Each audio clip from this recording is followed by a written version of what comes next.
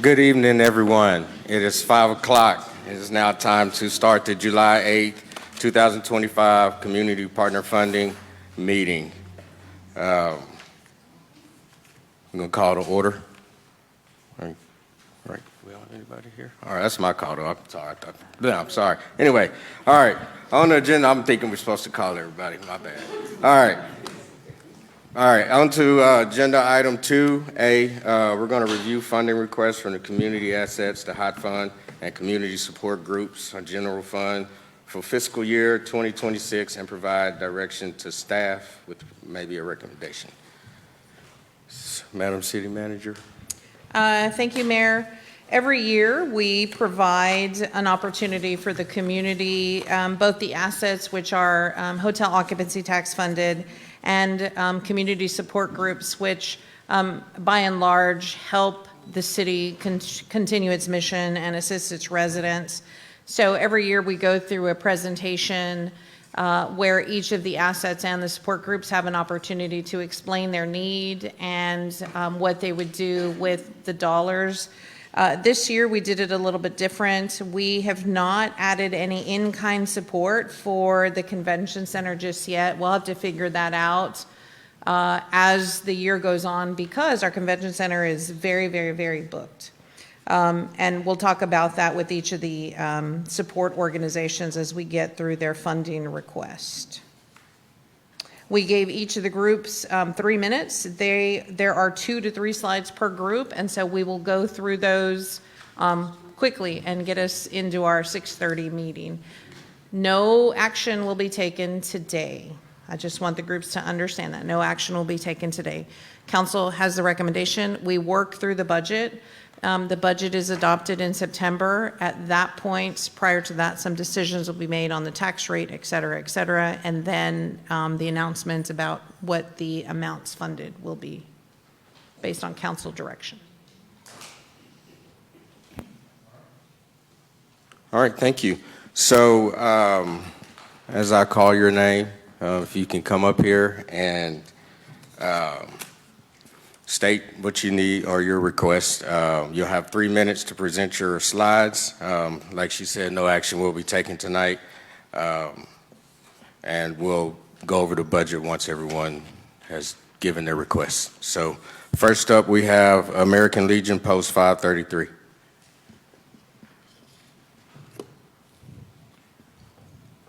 You've got my slides right here. Slides should be, if you, they'll show up on the top, on the screens there for everyone to have. If you can please introduce yourself and who you're with.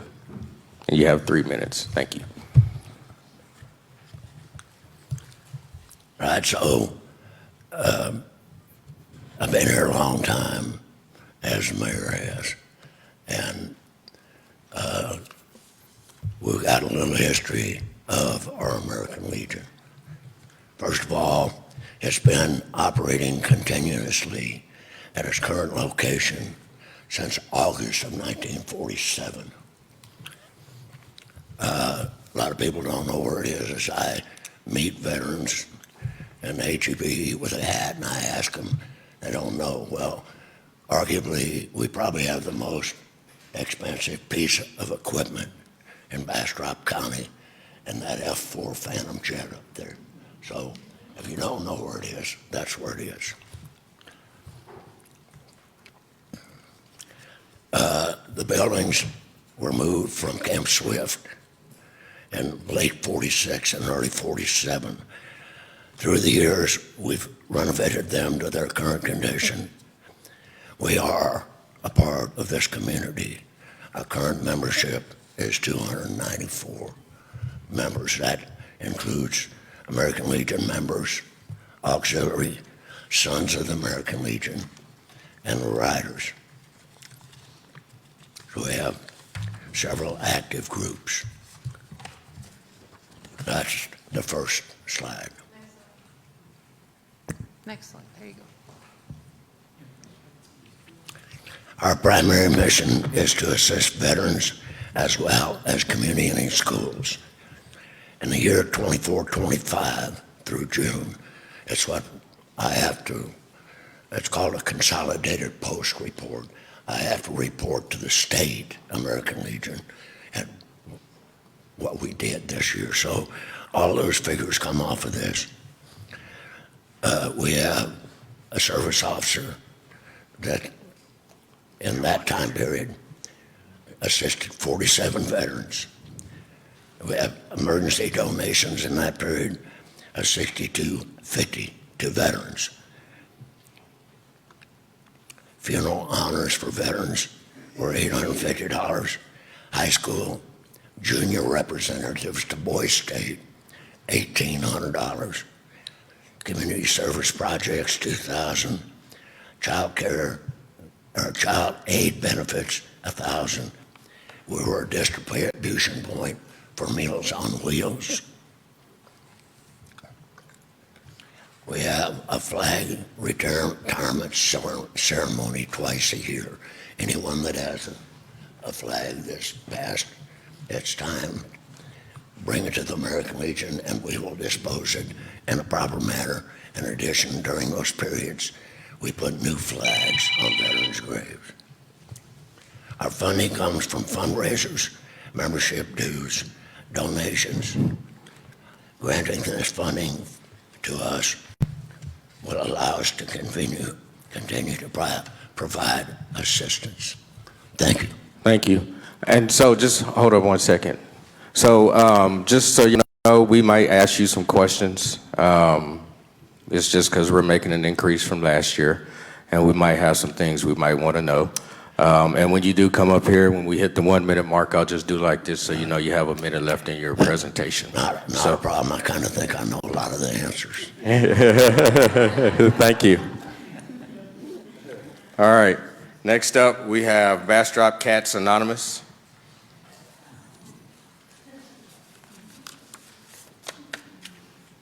How are you this evening? Not a wonderful public speaker, so All right. please. Well, you only have 3 minutes to give it a go, so if you Well, can introduce yourself, please. When I get real nervous, I talk real fast. All right. So, good evening, Council, Mayor. My name is Lana Johnson. I'm a board member with Bastrop Cats, Anonymous TNR Society. We're a 501c3 nonprofit dedicated to improving the lives of the community cats in Bastrop County. We are 100% volunteer run, and our main focus is trap, neuter, return, which we call TNR, as well as vaccination. To reduce the overpopulation of free-roaming cats, the vaccination also provides a healthier animal so that they're not passing along rabies and other diseases. Excuse me. We do this by subsidizing TNR for the community cats, making appointments with one of our partner organizations, loaning traps, and often providing transport to and from those appointments. I am shaking. Our major focus areas have been Austin and Jefferson Street this year. We have pulled 20 kittens into foster homes, socialized, and gotten them either to rescue or awaiting rescue, 11 of which are being fixed prior to rescue to get them to those rescue organizations. Our average cost is about $75 per cat, and that is an average, depending on which clinic we use, and we use about 9 of them. In 2024, we fixed 1,133 cats in the Bastrop County as a whole, and this year we've hit 720. The stats for Bastrop city limits for the 25 fiscal year, we have spayed or neutered 88 cats. We've pulled into foster and sent to rescue 35 cats and kittens. The expenses for the first 3 quarters of fiscal year 25 have already totaled $5,010, and I am spending about $500 this week on top of that.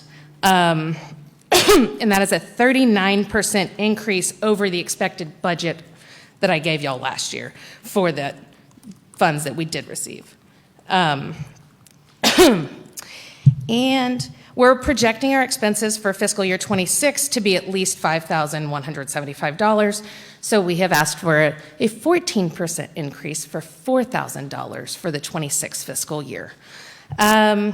We have helped 49 City of Bastrop residents so far, and on Austin Street and Jefferson Street particularly, they have reported that they have seen less fighting and no new litters of kittens. All right. Any questions? Thank you. Council members? Or can I run away? Councilmember Meyer?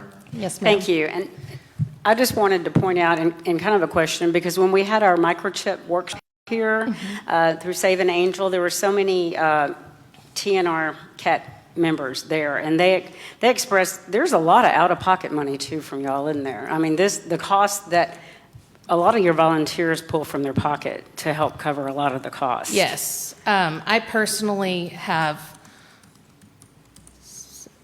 7 kittens currently, and I receive no funding for food, no funding for litter. I have kennels that I clean with. I did get donations for some of that stuff, the cleaning agents, but I purchased a $150 pressure washer myself. If I told you what I spent a year, you'd throw up. I don't even keep track of it because I'd throw up. And that's just me as a personal foster. And I foster for both the shelter and Bastrop cats, and I honestly tend to do the medical needs. So I do kind of have more expenses, but Thank yes. you. Thank you. Thank you. Anything else? And you did great. I couldn't tell you were shaking. Not at all. Okay. Next up, we have Bastrop County Emergency Food Pantry.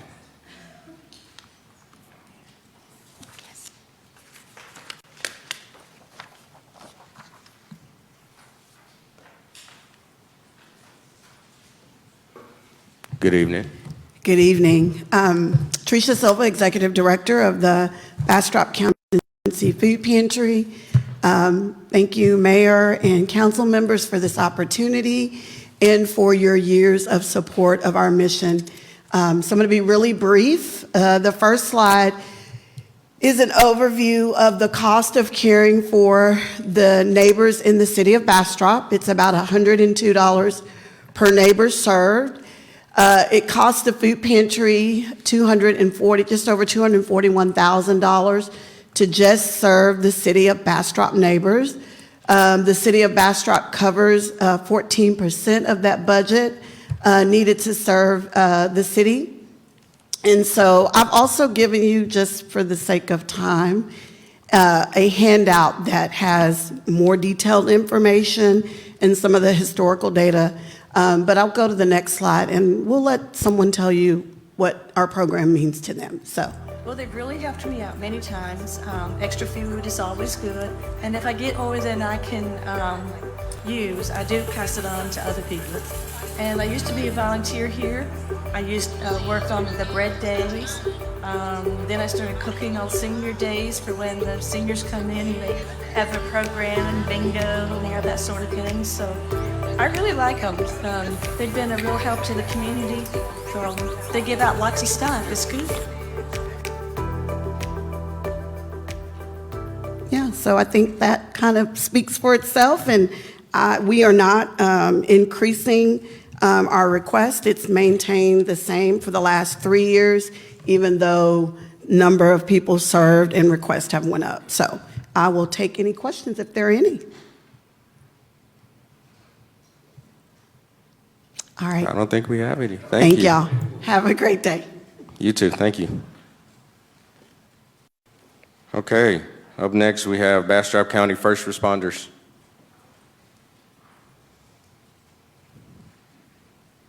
How you doing? Good. How are you doing today? Good. Can you please introduce yourself? And you have 3 minutes. Absolutely. My name is Preston McGrew, and I'm the Chief of Bastrop County First Responders. So many of you are familiar with our organization. We are a registered first responders organization. We were founded in 1988 and have been continuously operating 100% volunteer since that time. We respond to over 1,200 responses of EMS calls per year, 380 of those being within the city of Bastrop this last year. We provide medical standbys for many large events, such as the patriotic festivals, the car shows at the convention center, all at our cost. That costs the city nothing. We also do firefighter rehab for wildfires, house fires, any large-scale incidents that they have to provide that rehab for the firefighters. And we also provide the medical direction for the City of Bastrop Fire Department to allow them to provide medical care as firefighters under our medical director. Go ahead for the next slide, please. This year is not really an ask of new things. This year is an ask to refurbish and rehab what we have currently. Every year when we come in front of you, we ask for capital assets. We don't typically ask for an operating budget, and this year is the same. So our section units that we have are out of date. It's something that we can't use, so we're asking for 10 of those. We're asking for 2 cardiac monitors that allow us to provide life-saving care.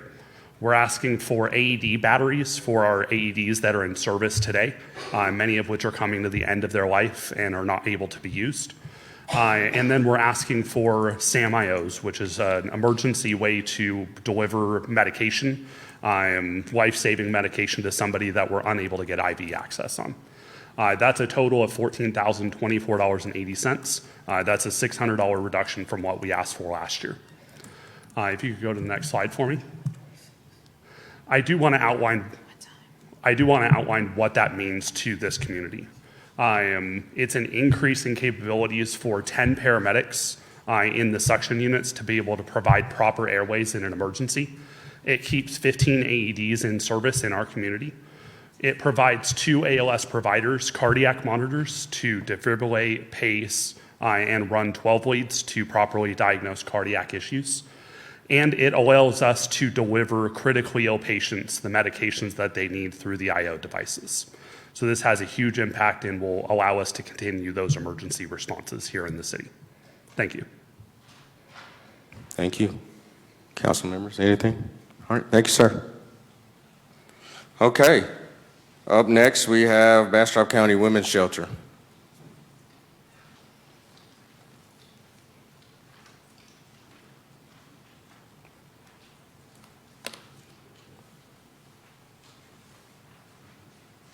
Hello, if you can, Hi. if you can Good introduce evening. yourself in Yes. 3 minutes, please. Okay. Thank you. Thank you. I'm going to be reading. So, my name is Lauren Jones. I am the grants director at the Family Crisis Center. And the Family Crisis Center exists to serve survivors of domestic violence, dating violence, sexual assault, and stalking. These forms of violence have long-lasting impacts on survivors, their family members, and the community as a whole. Survivors of domestic violence often face housing instability, employment disruption, or job loss, and they can spend years recovering financially from the abuse that they've experienced. Survivors need time, support, and material assistance to recover emotionally, physically, and financially. The center addresses these forms of violence by believing survivor stories, offering resources, prioritizing safety, and promoting community support through collaboration, prevention, and education efforts. And finally, by holding offenders accountable. With funding from the City of Bastrop, the center can further our mission, provide services to Bastrop residents, and we can demonstrate to a larger audience our shared values of safety, support, and families living free from violence. Funding from the City of Bastrop not only helps the agency to provide services in the community by supporting staff salaries, but these funds can be used as matching funds on our state applications. Local funding helps the agency demonstrate to state and federal funders that our community is invested in the agency's work and mission to end domestic and sexual violence in our community. Through your support, we demonstrate that we stand together to support survivors in the community and send the message that everyone is deserving safe, healthy lives free of abuse. I want to thank everyone here today, to Mayor Harris and the City Council members, thank you so much for your service, and to the other organizations and nonprofits that are represented in this room, thank you for your work and your dedication to your missions. Your commitment to the community brings value to all of our lives and makes our community healthier and stronger, and I'm really grateful to be here today to learn about y'all and what you do, and for the opportunity to share a little bit about the Family Crisis Center. So, if you have any questions, I'm happy to take those. I don't think we do. Okay. All right, thank you. Thank you so much. All right, next up we have Bastrop Hope House.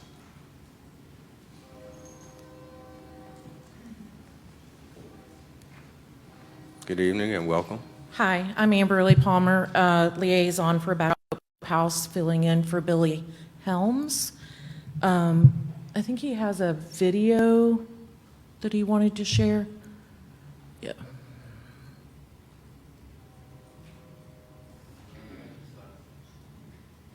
Did it not make it in there?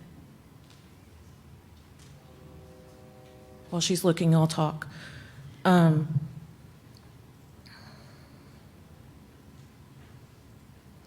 So Bastrop Hope House opened in 2023, I'm sorry, 2013, and currently can house about 17 women.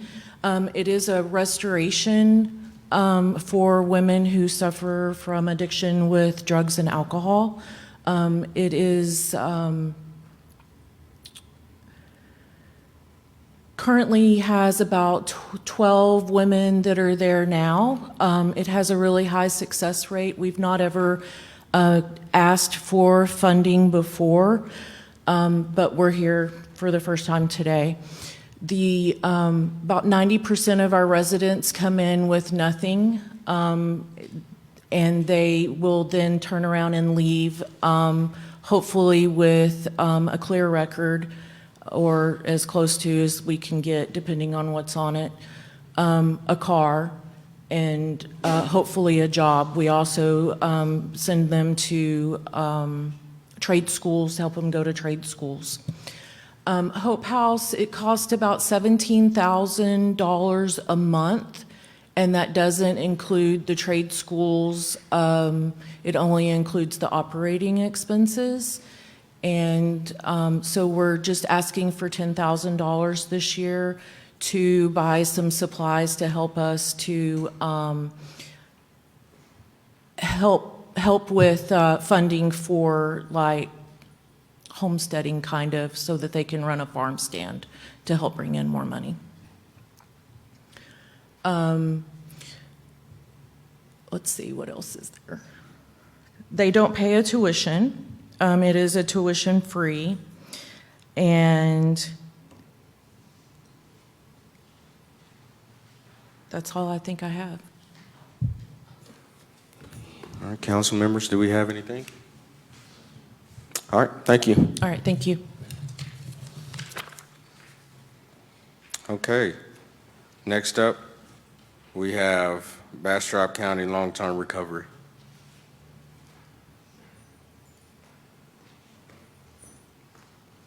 Good evening. Could you Good please evening. introduce yourself? You have 3 minutes. All right. Good evening, Mayor, City Council, City Manager. I gave you all a one-sheeter, and it kind of goes through the history of the long-term recovery team and the events that we've responded to over the years.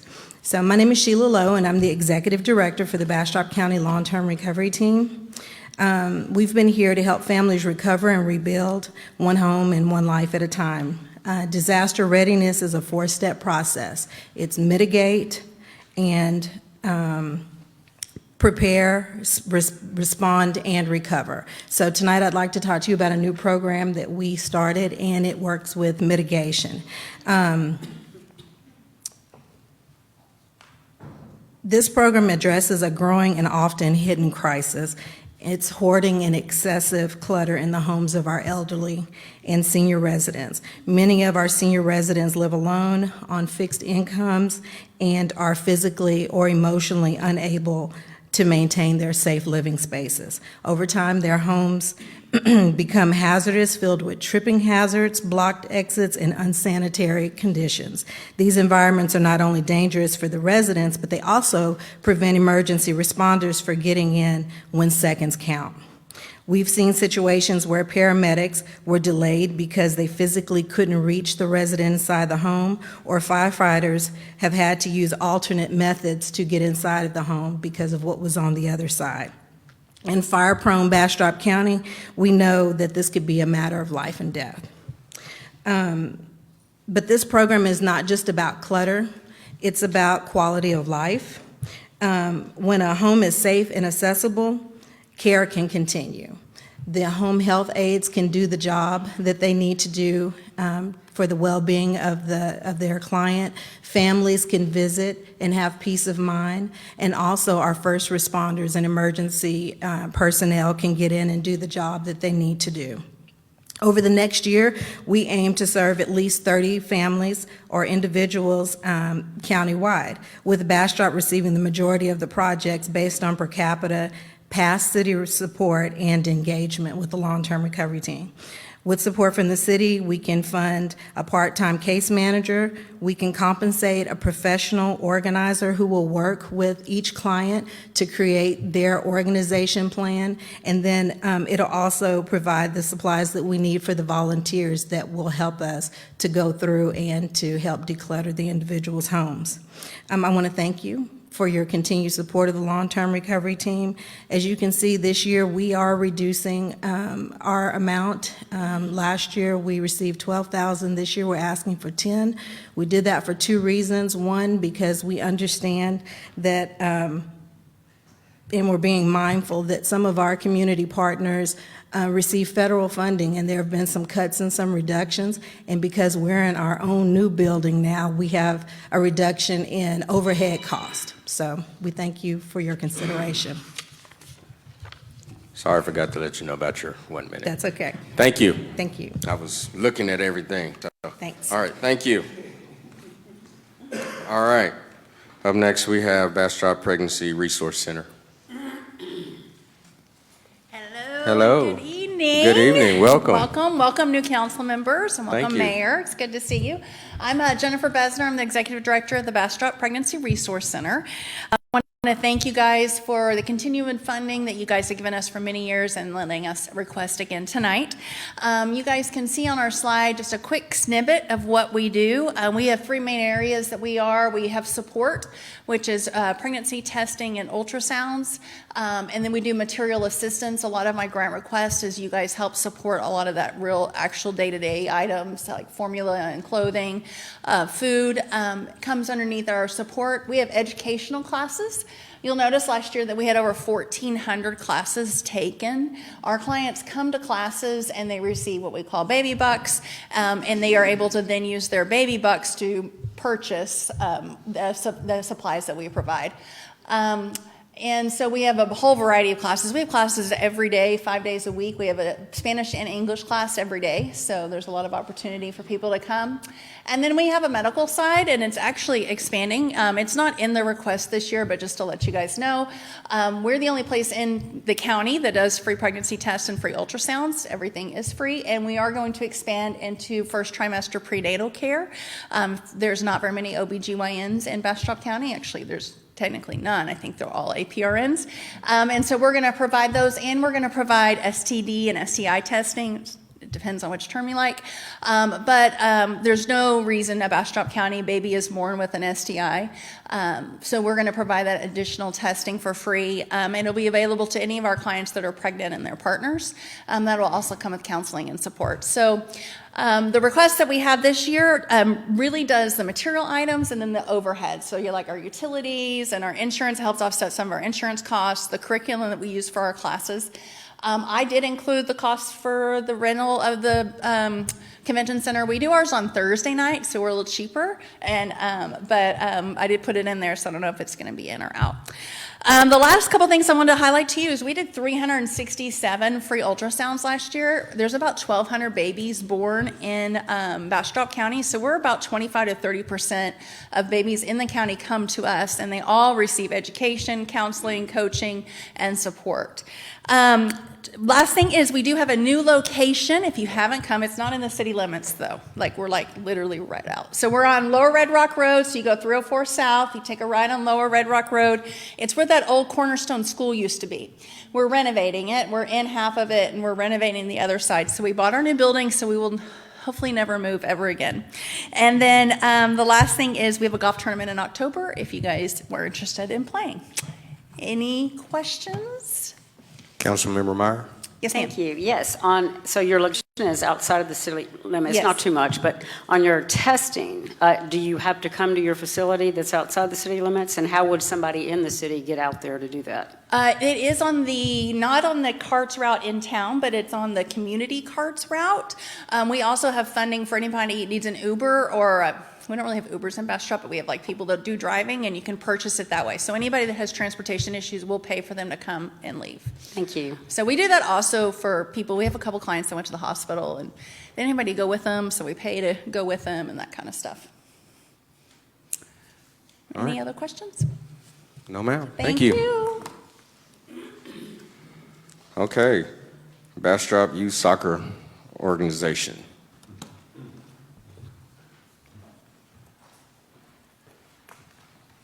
How are you doing this evening? Hi, I'm good. I'm Catherine Bohot, and I'm a board member of the Bastrop Youth Soccer Organization. Excuse me. I'm relatively new to the role, but so BYSO, Bastrop Youth Soccer Organization, has been around since 1987. Most of us probably have had kids go through it or seen them out playing across from Buc-ee's. And there's no doubt that the benefits associated with youth organized sports, you have physical, cognitive, social, emotional, and community building. And we want to help break down barriers for families who cannot afford to participate in soccer. So last year, we awarded 55 scholarships. We call them scholarships, even though they're not merit-based. Anybody can apply, and everybody is approved who applies, to have access to BYSO's program, whether they are 3 years old playing rec or whether they are 17 years old playing in club. So we are new to requesting funds from the city, but we are seeking $5,000 to help us expand our program to be able to make it available to more kids in the community. And that is it. Are there any questions? No, but I was one of those kids that played on that field and they 7. See? Yeah. So. I mean, and it's a great segue sport. It gets you moving. So it's I did not plan on being a soccer mom, but here I am. So thank you. Thank you.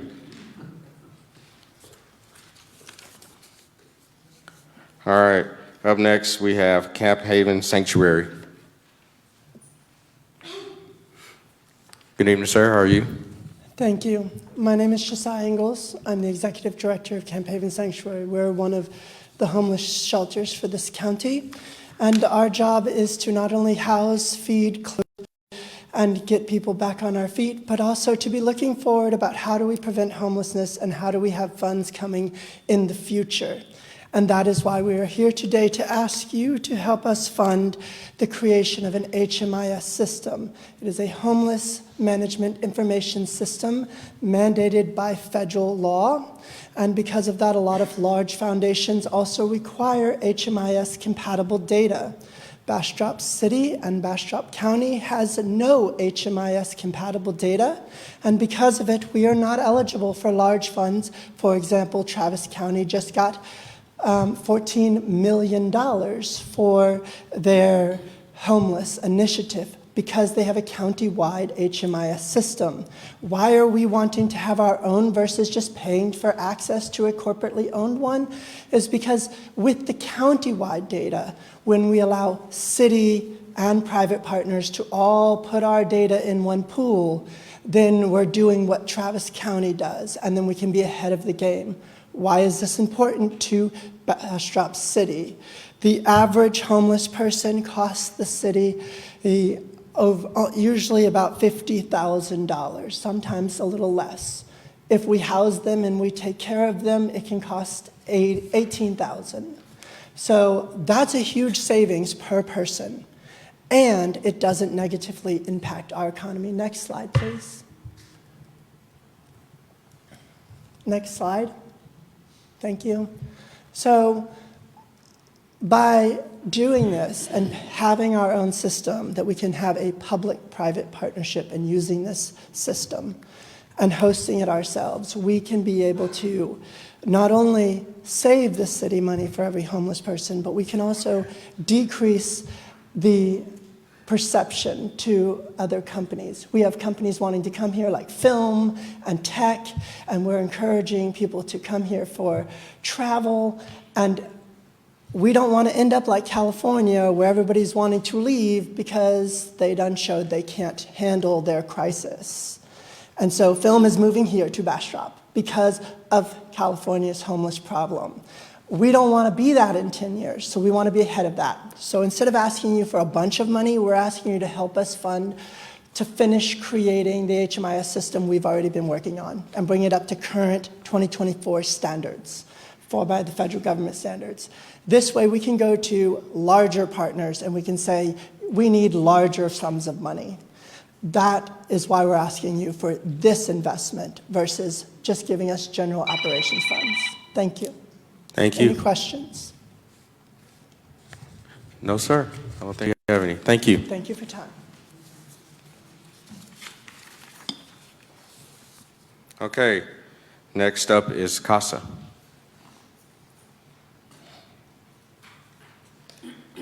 Good evening. Good evening, Mayor and council members. My name is Christy Bauer. I'm the Executive Director for CASA. For those of you who don't know, CASA stands for Court Appointed Special Advocates.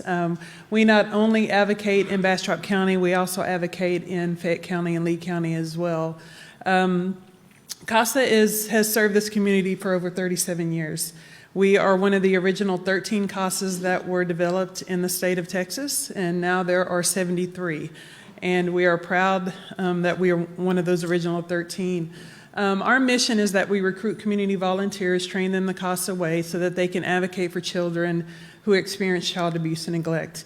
In addition to that, we also support the families and their parents while they are going through the process of the foster care system.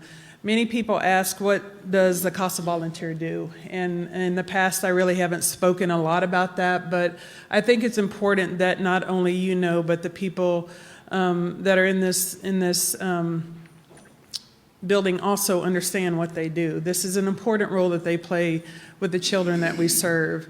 They are trained to gather information from everybody that's involved in these kids' lives. This is from the parents that they have, the family members, their attorneys, their foster families, their teachers, their doctors, their therapists.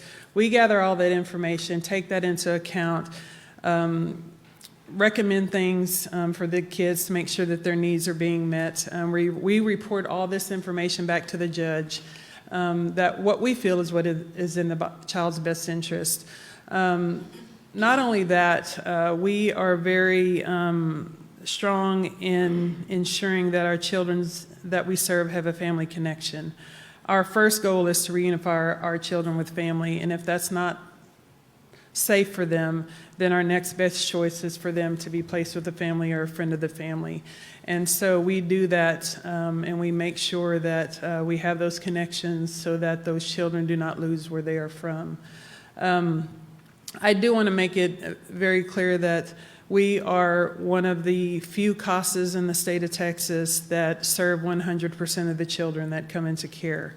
There are not many CASAs that do that. If they do not have a volunteer waiting for that child, then they will say, no, we can't take the case. That's not an option for us. I've made it very clear that regardless of the abuse or neglect that child has or the children go through, we're not going to pick and choose which one is a higher priority. I do have a few board members in attendance today, and they understand that serving every child and making sure that their voice is heard is very important for me and for the children that we serve. So if you move to the next slide, it shows the breakout of the children that we are currently serving. Currently, to date, we have served about 100. And this data is from the end of May. So we've served 107 kids. 71 of those children are from Bastrop County, and 23 of those children are from the City of Bastrop. And you can see that these numbers are consistent every year. They go up, they go down, but consistently most of the children removed from the county are from this area. We are requesting the same amount of funding that we have received in the past. We appreciate that support. That support helps us recruit volunteers, it helps train them, it helps purchase the curriculum that we need to support that. It helps with our background checks, and not only that, we want to be able to have our children with family, and so by doing that, we have built in some funding to help support those families. We're having 5 kids dropped on grandparents who are 75 that didn't anticipate taking care of their grandchildren. And so we do not want that to be a barrier for them. And we want to make sure that we can help support them through that. So I do appreciate y'all's support. And if you have any questions, I'm here. We don't. Okay. Thank you. One last thing. We have our casino night next Saturday, so if you guys are interested, Smithville Rec will be there. So I thank you. I've been to those before. It's a good time to be had, I tell you what, for a great cause. So if you get the opportunity, y'all should go. All right, thank you. All right. Next up, we have the Children's Advocacy Center.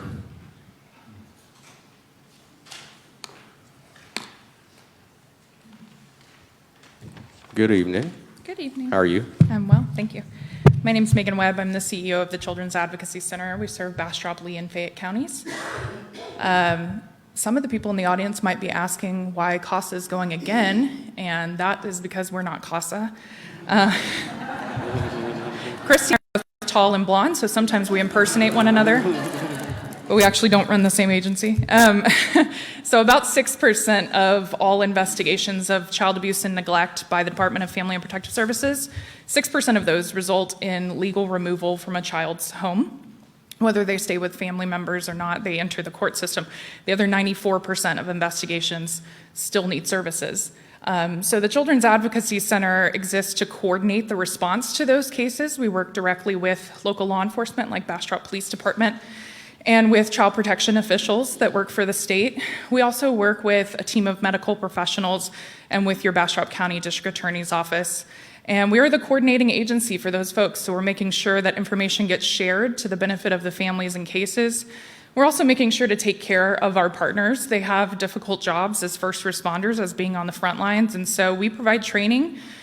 We go out and do presentations, and we also just provide general support and try to make their jobs a little bit easier in any way we can. And then we have a family-focused approach to the way that we work with those children and families who are experiencing crimes against children. And we provide a variety of services to try to support them through the process. Now, there's a reason for that is a sort of altruistic reason for kids and families, because it's good for them to heal from the trauma that they're experiencing. And there's an investigative and prosecutorial reason for that. It makes for better case outcomes. We have more successful investigations and more successful prosecutions when we take care of the children and families who are part of these cases. So we provide interviews on behalf of law enforcement to children. We provide comprehensive case management services to families. And we also operate the only pediatric sexual assault forensic examination program in our 3-county service area right out of our building. In addition, we provide trauma-informed counseling services, and that's what our funding request goes to. It's what you funded the last couple of years. We have a therapist, and this money would fund 25% of that therapist's salary and fringe benefits like the insurance that we pay for. If you want to go to the next slide, please. You can see here how many children and families we served last year.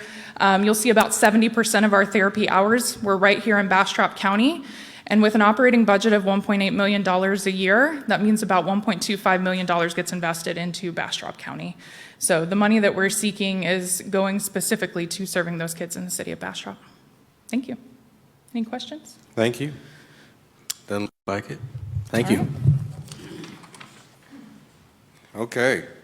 Next up, we have Combined Community Action.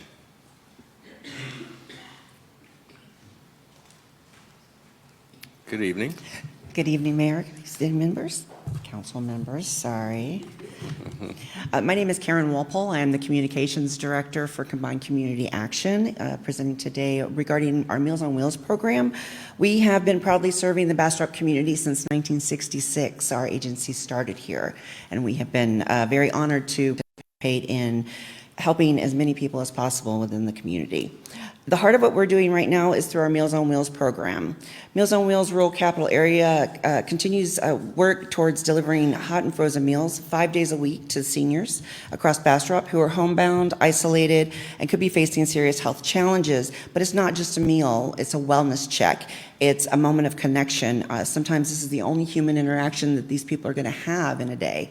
So we like to say it's a hot meal and a warm smile. Due to rising costs and deepening cuts in funding, a change from when we submitted our application is for the first time in nearly 7 years, we have a wait list. and that is something that we strive so hard to avoid.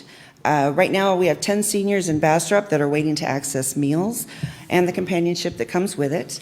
Recently, we had an emergency referral from a hospice provider. An 83-year-old woman was bedridden after a stroke, and her 65-year-old daughter, her only caregiver, who is also an amputee in a wheelchair, was taking care of her. They had no transportation. They live on a limited income. We approved them for meal service immediately. This is an unusual situation. This is an emergency situation, but unfortunately, we see that things like this are going to become more common, and we want to be prepared for those. So our application, while when we did it, said no wait list, we do have that now. Without the continued support, our most vulnerable neighbors are going to be left to choose between hot meals and their medication. These are choices that no one should have to make.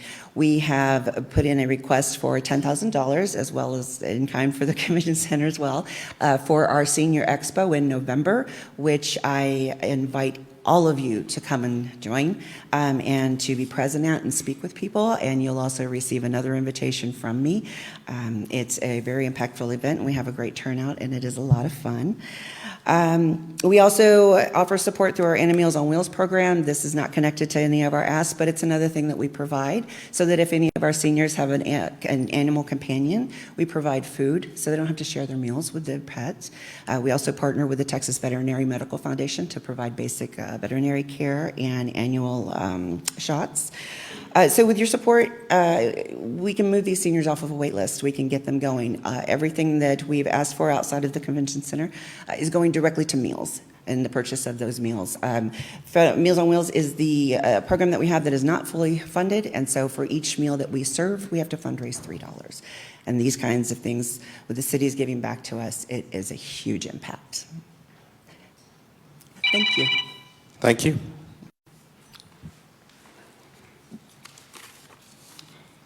Okay, up next we have Connections, Individuals, and Family Services.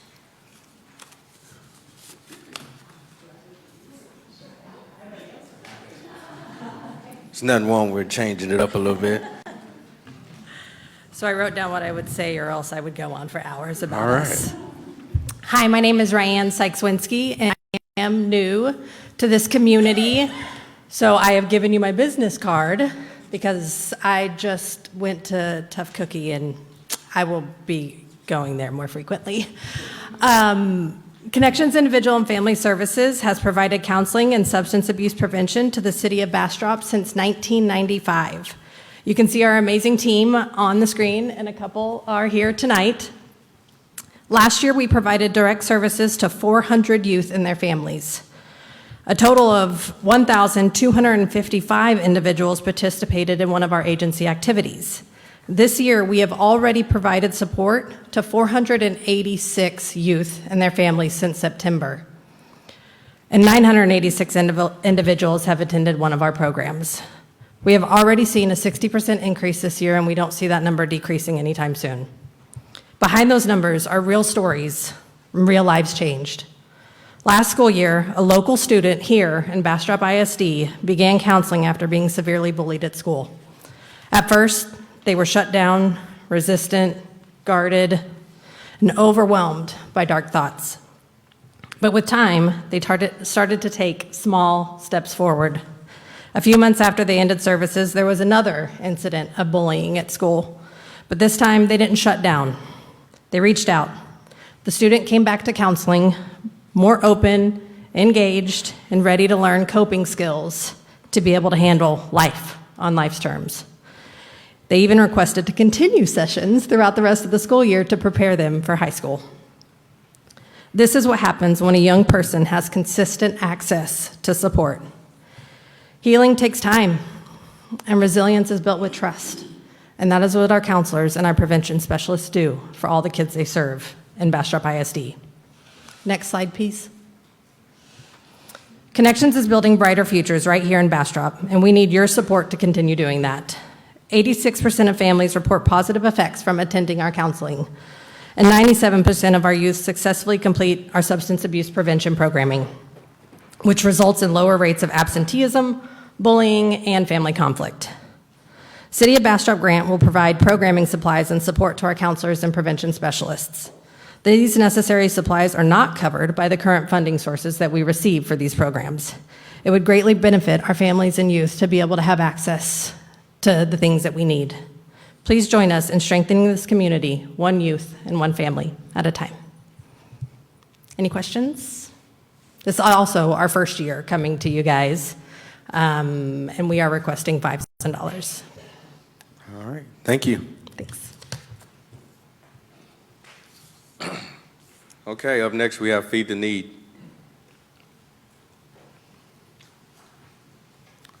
Good evening. Good evening, good evening. My name is Sean Tangent, and I am the program coordinator for Feed the Need Missions. Jonah Byer was actually scheduled to join you here tonight. Unfortunately, he could not make it. He's actually in Kerr County with our disaster relief response team with a mobilized group. I'm setting up there, and then is also responding to Georgetown as we speak. So he sends his condolences and wishes you all the best.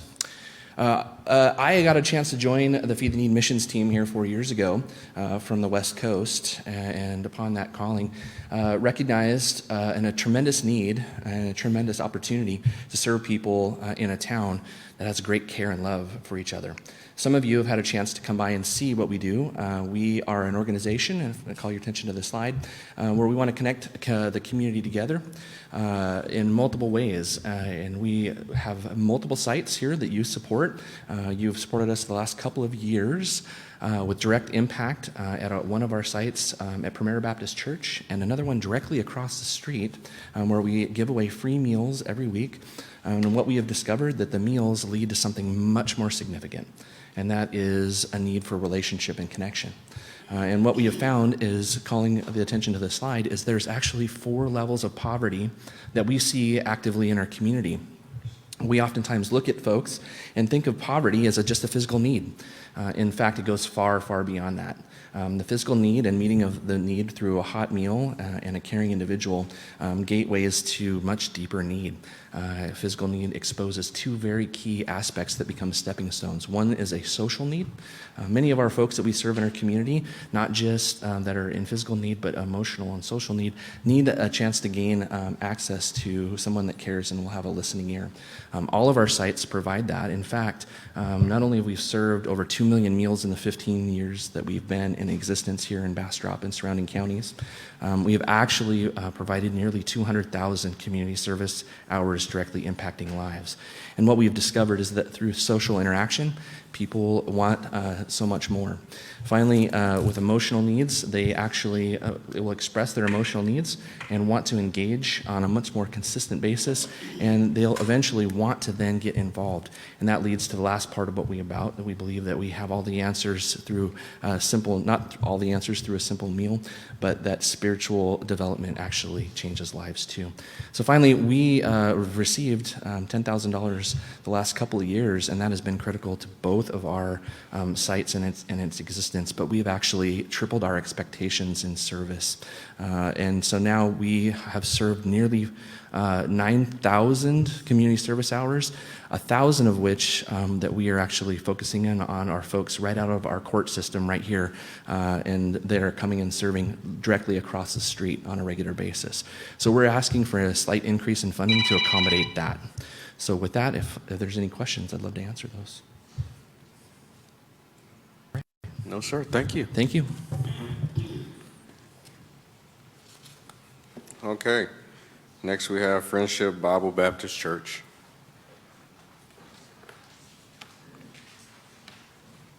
Good evening. How are you? I'm doing well, thank you. Good evening, members of the dais. Clock running? Yes, sir. All right. I'd like to direct your attention to these particular slides. The first, of course, is our senior services program. You'll see some highlighted areas of service delivery to include the care boxes, computer literacy. I'll come back to that in just a second. Next slide, please. As well as our youth development and children's services to include summer meals. You'll see that reflected in our application, specifically the Boost program. I want to bring attention to that because under the previous needs assessment, we anticipated serving 600 meals this summer. We've only been operating this summer, the past 3 weeks, we've already exceeded 900 meals. Our request is the same as it was last year, which is $15,000. Previously, we were awarded $12,500 under the previous fiscal year. If you were to invest that 20% increase at the full amount of $15,000, what that would do is give us the ability to increase our service delivery by 50%, not just with the meals, but that senior services program that you saw on the first slide. We provide hygiene kits. Each one of those kits provides essential items to the residents here in this community, valued at about $20 to $35 per box.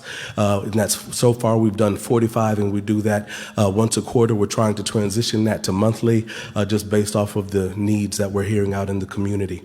Last but not least, if you'll go to the third slide for me. One more. Go back to the senior slide for me. Perfect, thank you.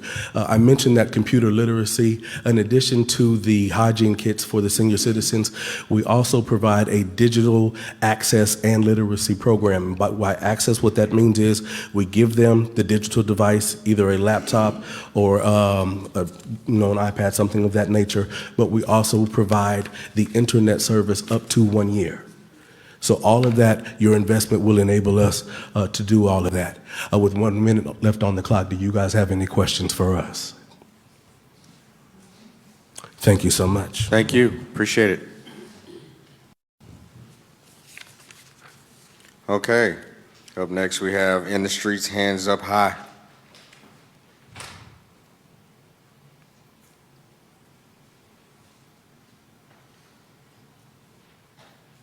Good evening and welcome. I too am new to the community. My name is Glenda Bikendorf. This is my friend here, Terry Stringer. I'm short. Thank you. First of all, thank you, council members, and congratulations, Mr. Mayor. Thank you. And congratulations to all of you on your successful election. We're asking for $25,000. It's an increase from last year.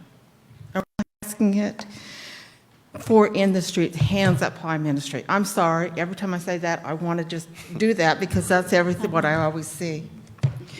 These funds are being asked for because we need to continue to operate this facility. We need supplies, we need operational costs, and if there's any money left over, we need another housing unit.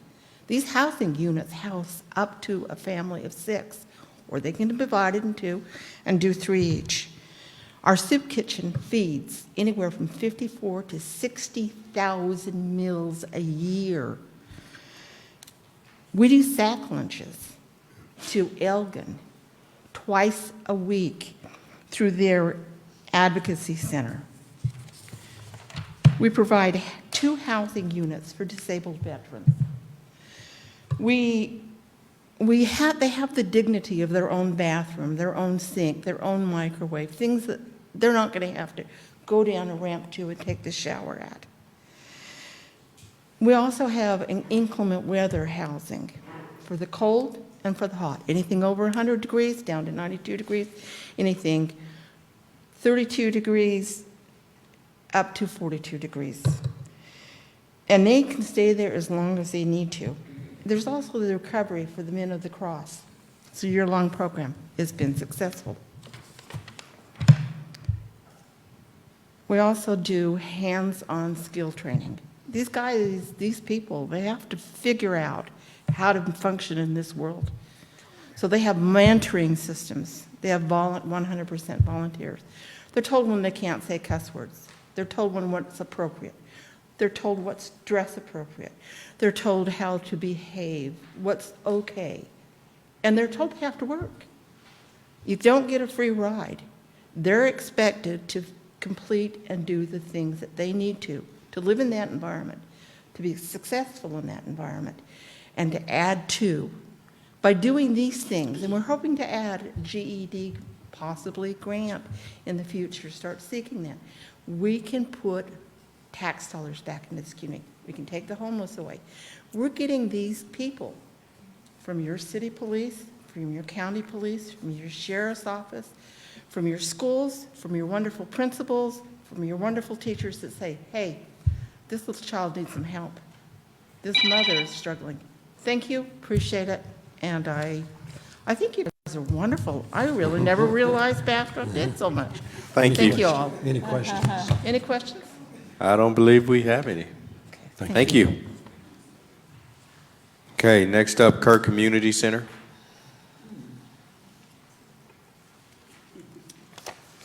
Good evening, Mayor and Council. Good evening. I'm Doc Jackson. I'm the Chair of the Kerr Community Center Advisory Board, and I just want to thank you all for your support and the partnership with the city and the Kerr Community Center that has existed for quite some time.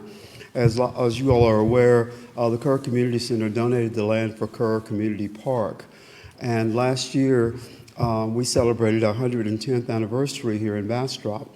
And we were on the Homes Tour, and we just want to thank you for all of your support in doing this.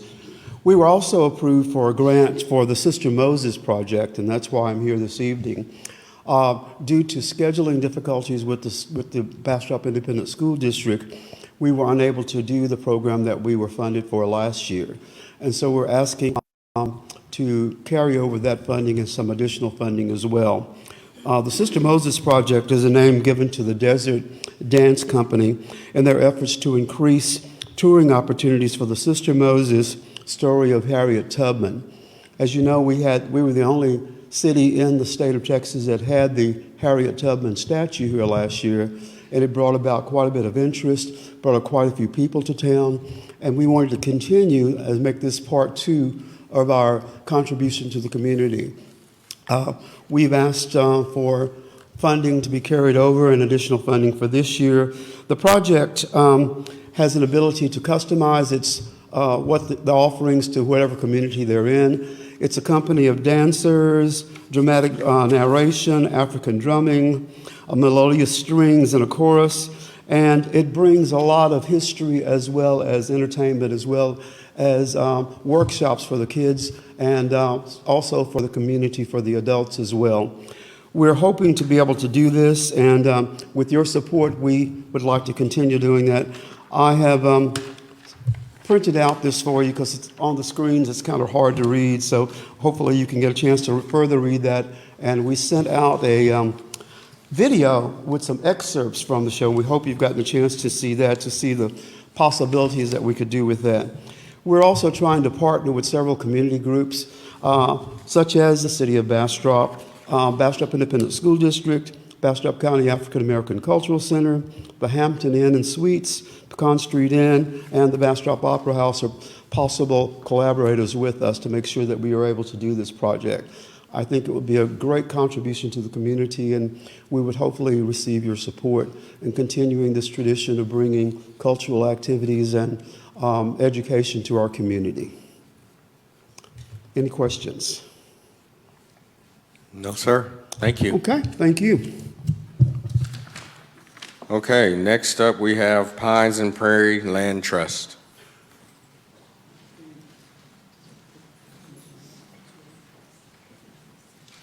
Good evening. How are you? Good evening. Doing well. Thank you. I was really creatively inspired by the 2-slide limit, so I asked for a clicker. So I have a bunch of pictures. I apologize. Bear with me. All right. I'm Lori Mason. I'm the Outreach Manager with Pines and Prairies Land Trust. And we're proud to serve Bastrop by protecting land and connecting people to nature. We're a 501c3 nonprofit, and our mission is to protect open space through land conservation, stewardship, and community engagement. Tonight, what we're asking for is continued support for the Colorado River Refuge, which is a 65-acre nature preserve here in the Tahitian Village neighborhood. It was first established in 2004, and since then, it's become a natural escape with over 3 miles of trails, a riverside picnic area, and a new nature play space. And the refuge really reflects the values of our community. It's home to our most popular programs where we provide volunteer opportunities, outdoor learning, and special events like night hikes or birding excursions. Thanks to funding from the City of Bastrop last year, we were able to meet our preserve maintenance needs, which includes a parking lot repair, and we increased our impact on the community. We provided over 630 hours of outdoor learning, including reaching 30 new families through our nature classes. We also completed almost 600 hours of community volunteering, maintaining the trails and improving the preserve. And we also formed a partnership with the Bastrop Peer Assistance and Leadership Program, where students can fulfill their community service hours through us and contribute to special projects. And this year, the students designed and installed features for a new naturescape, which is a children's play area that encourages physical activity, imaginative play, and a connection to the natural world. And these spaces combat nature deficit and have been requested by local families for years. Our request this year for $8,000 allows us to continue to manage and improve the preserve, and it supports our staff time and programs, our preserve upkeep and safety, as well as improvements like professional tree work or new climbing structures in the naturescape and resource protection. These services directly benefit the citizens of Bastrop by keeping the refuge clean, safe, and welcoming, and providing free nature access and recreation. And your funding supports Bastrop's long-range goals for environmental stewardship and natural area investment, meets residents' desire for volunteering, and enhances outdoor play and education opportunities. Thank y'all. Thank you. You know, doesn't look like we have anything for you. Thank you. Appreciate your presentation. Okay. We have a few more to go. We have the African American Cultural Center.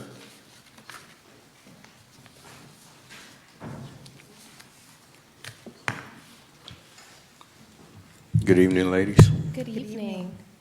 Can y'all introduce yourselves, please? Absolutely. My name is Nikiva Washington Fitzpatrick, and I'm the Executive Director of the Bastrop County African American Cultural Center. I am Taylor Andre Jackson, and I proudly serve as the Director of Community Engagement and Development. We are both longtime residents of Bastrop County looking to improve our community. The Freedom Colonies Museum honors the untold stories that shaped Bastrop County, and we're inviting you guys to help us amplify them. One of our initial draws to the museum is to connect our patrons with Freedom Colony descendants.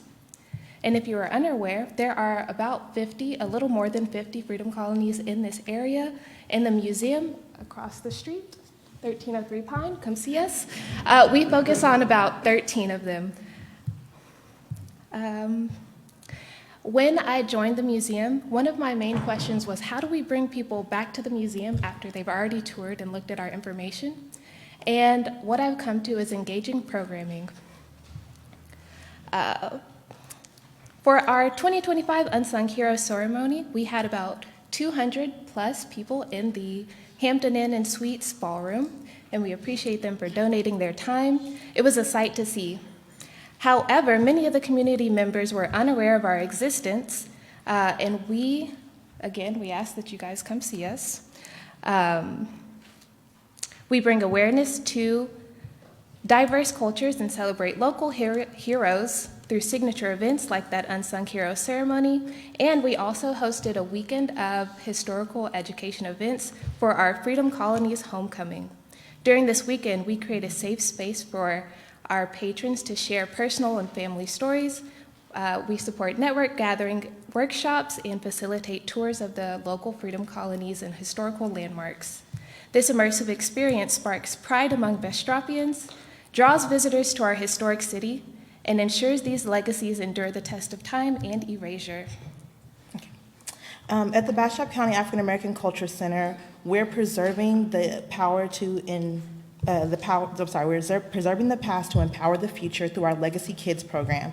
We ignite curiosity in young minds through critical thinking, creativity, encouraging exploration of family traditions and storytelling, ultimately assisting youth in fostering a strong sense of identity rooted in local heritage. We hope to launch a podcast series which will bring untold stories of the Bastrop Freedom Colonies to life, expanding access to these oral histories and drawing new audiences through social media. By capturing and sharing these untold stories of the Bastrop Freedom Colonies, we're not only enriching education, but also creating cultural tourism opportunities. With your support, you would help us expand access, amplify voices, and build a lasting legacy for generations to come. Our program mission directly advances the city's goals of cultural preservation, community engagement, and the revitalization of the downtown area.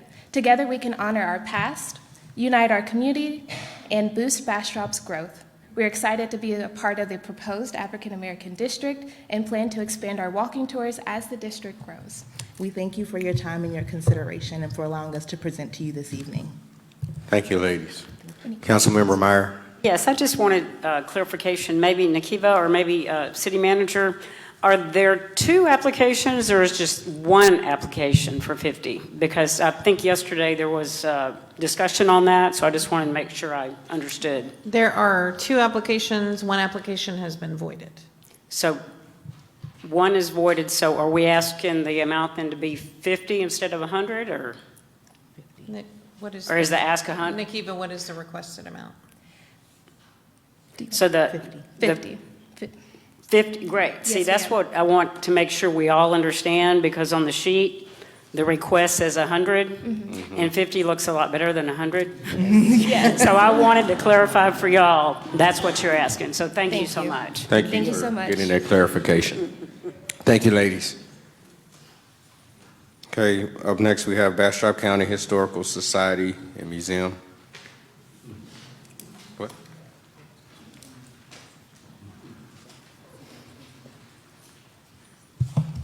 Good evening. I'm Glenda Dayton. I'm the president of the Bastrop County Historical Society and the Bastrop Old Town Visitor Center. And I'd like to thank you tonight for your consideration and for having us here.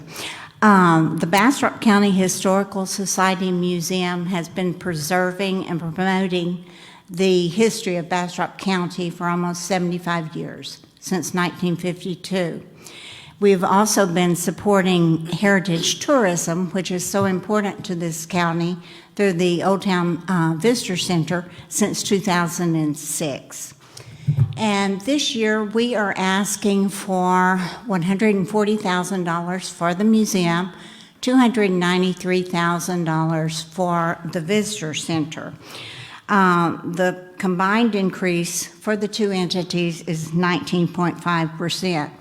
We are asking for a larger amount for the visitor center because of the anticipated growth in Bastrop and the visitor population, we expect increased demands upon the visitor center service. If we could go to the next slide, and I hope you can read that. The 10% increase for the museum is based on primarily an increase in archival equipment and supplies and a slight increase in our temporary and permanent exhibit cost. The visitor center increase is based on the fact that we anticipate 20,000 or near 20,000 visitors to the visitor center in fiscal year 26, and we believe that will require additional staffing. We also have a greater need for our events coordinator, which is a part-time position, because we anticipate that Discover Bastrop will be a much more events-driven organization than Visit Bastrop, and we play a critical role. 1 minute. If we could go to one thing I would like to point out real quickly on that previous slide is you'll notice the numbers of percentage overnight stays. That has come down slightly over the last few years, and we've discussed this at the visitor center, and we believe that is because we are seeing a tremendous increase in the number of day visitors. They come in for the day, and that is something that's increasing in terms of importance. Okay, so the last slide. One of the things that although the visitor center is there to support the visitors that everyone brings in to Bastrop, one of the things that we do, we play an active role in bringing those visitors. And one of the things that we're very excited about is the El Camino Real designation. We applied for certification as an official designation on the El Camino Real de los Tejas National Trail. And we should hear in August whether or not that certification will be granted. And so I'll stop there. Are there any questions? Councilmember Meyer? I'm just full of questions tonight. Cynthia. No, I really think you did answer my question, though, Glenda, because you made the statement in there about the exciting new Discover Bastrop. Yes. And supporting that, increasing the events, which goes hand in hand. Y'all are truly, as other our assets are, just we couldn't do it without you. So we depend on you because of this new direction with Discover Bastrop. We depend on you for that. So I just appreciate you pointing that out, that you're going to take a bigger role now. Yes. And we're counting on you, but we Yes. appreciate you. So thank you. Thank you. Thank all of you. Thank you. Okay, up next we have Bastrop Opera House. Good evening. How are you? Good evening. My name is Lisa Holcomb. I'm the executive director at the Bastrop Opera House. I think that most of you have seen a performance there. Some have been in performances. One of you almost was, Mr. Kirkland. He knows what I'm talking about. At the Bastrop Opera House, our season goes from October through the end of September. So we are actually in a couple of weeks getting ready to announce our new season. And we will have 8 major productions. Most of these are Tony Award winning shows that we bring in. Our productions, we feel like, truly elevate Bastrop's visibility as a cultural hub. That's what we try to do there, is we try to make sure that Bastrop has that cultural hub. We will be having special programming that includes cabarets and concerts. Our Youth Academy productions, we have several of those a year, including summer theater camps. Speaking of, I came from our 2-week summer music theater camp. We're on week 2 with 47 children. So you can all come sing Finding Nemo this weekend. The breakdown, you can see the breakdown here of our requested funds.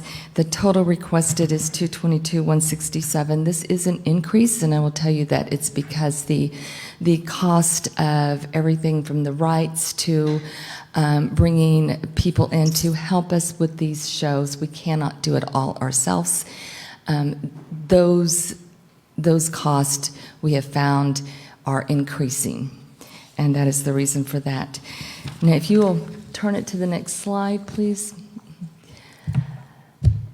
We focus a lot, not just on being a cultural hub, but in bringing in visitors. That's what thank you. That's what we try to do. We were given some wonderful information from Visit Bastrop as far as how many visitors come in. It was suggested that we really try to look at those numbers and see how we could use those. So rather than just telling you that those numbers say that 60% of our visitors come from outside of Bastrop, I called my friends over at American for the Arts and said, how can I use this? And they plugged these numbers into a formula that comes from the Texas Economic Development and Tourism data, and I found this actually to be very fascinating with the direct visitor spending and the ripple effect of what those visitors bring in at that 60%. So yes, we try very hard to be that cultural hub. We have a lot of very exciting things coming up, as well as bringing in those visitors. Thank you. Any questions? Thank you. No, ma'am, I don't think we have any. All right. Thank you. All right. Last but certainly not least, I think you know who you are. Lost Pines Art Center. All right. Good evening, everyone. Thank you. My name is Chloe Ravel. I'm the administrator at the Lost Pines Arts Center, and I'm here to present our funding request for this coming next fiscal year of $199,261. This is for 12 months of continuous programming year-round. This is an increase from this current year to cover the increase of production cost and also to add a couple of very badly needed staff support positions to help us execute all these programs. So with the first slide, the next slide, we'll talk about classes. That's a big part of what we do. Our classes offer people of all ages a unique experience and definitely a creative outlet. We've had over 2,000 students over the last 4 years. This fiscal year, we've seen nearly 6,000 visits to our classes page alone on our website. So our reach and visibility is really expanding, and we see there is a need and a desire for more classes. Our youth programs and classes are growing as well. Overall, we've pivoted from mostly technique-based classes like oil painting to more relaxed experience-based classes like monoprinting, collage, knitting, our ever-popular glass-blowing sessions, and the paint-alongs, of course, Wine and Unwind. The shorter duration of these classes and their unique content is really a big draw for our out-of-town guests and also for our locals who are just looking for a creative outlet. Around 40% of our students are from the outside of the area. And the next slide, please. Besides classes, we have also our expansive gallery with nearly 20 different shows a year from artists from all over Texas. And in the setting of this gallery space, we host several events a year, including our part of First Weekend. We're going to collaborate with the Bastrop CAC and Main Street to develop a new direction of the First Weekend experience because, as y'all know, First Friday and Saturday don't always line up. So we want to create a more cohesive full weekend experience to increase those overnight stays. We've enjoyed past experiences of that with Mardi Gras, of course, Bird Lovers Weekend, and Lost Pines Christmas. Overall, we host events that are free or low cost. We keep our classes as low cost as we can, and following with our values of making the arts accessible for all. However, we never skimp on the quality of this programming, simply because it's free or inexpensive. We've hosted world-class musicians at our Horizons concerts. Our Art After Dark monthly receptions are free admission. You can see amazing art shows, hear great art talks, and hear music. Our Art Fest coming up this fall always has free admission and has combined free and paid activities for all ages with a full day of artists, craft makers, vendors, and performances. For our marketing efforts, we continue to grow our relationships with area hotels and form new alliances with our new hotels as well to expand our reach and our platforms. We always want to promote the Art Center, but also Bastrop as a whole. So that is all for me. That's a little bit of what we do. And we thank you all again for your support. Guess what? Are there any questions? Guess who's one? Yes. Surprise. Yes, ma'am. No, Chloe, thank you so much. And you do a great job over there. And just because Lisa from the Opera House did such a great presentation with her percentage, I've got to, it's not your fault, Lisa, that I'm going to ask her this quick. But it's very interesting point that because hot funds qualifications have to meet a certain percentage. Right. And so I'm curious, or if you don't have the number, Chloe, maybe you could get it to us. But what is the percentage of hot fund related programming that you do? Right. So all of our programming here that we presented is funded mostly with hot funds. For community-based programming, we look on other sources of income through donations and that kind of thing. And you said about 40% of the students are from the come from outside of the area. So tell me what does outside mean? Just to give me an outside of idea. Bastrop County. Outside of Bastrop County. Right. Okay. Thank you. Yes. Appreciate it, Chloe. Sure. Thank you. Mayor Pro Tem Kirkland.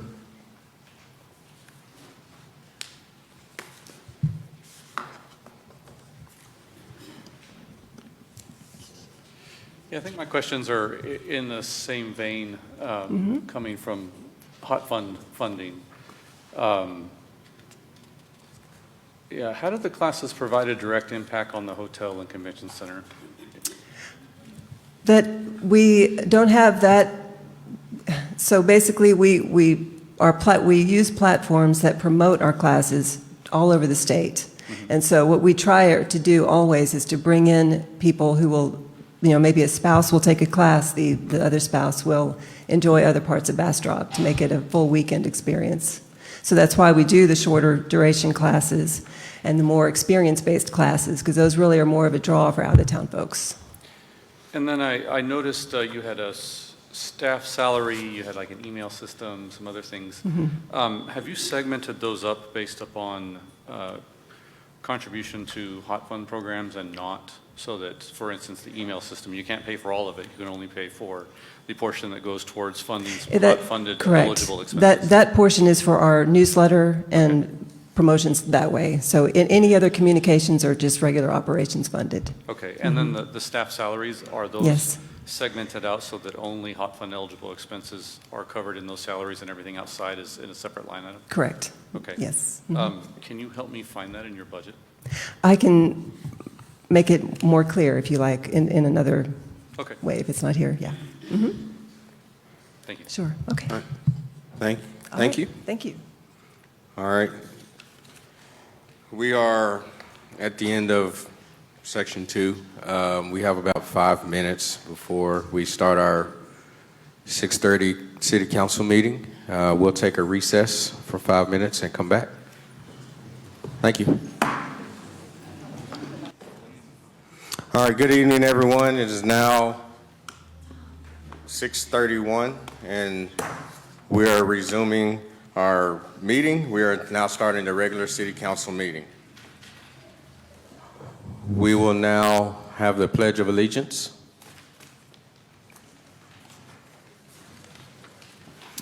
It will be done by Kaislyn Montanya, Kinsley Montanya, Taylon Harvard, and Nyla Hall. I believe they're going to sing it for us.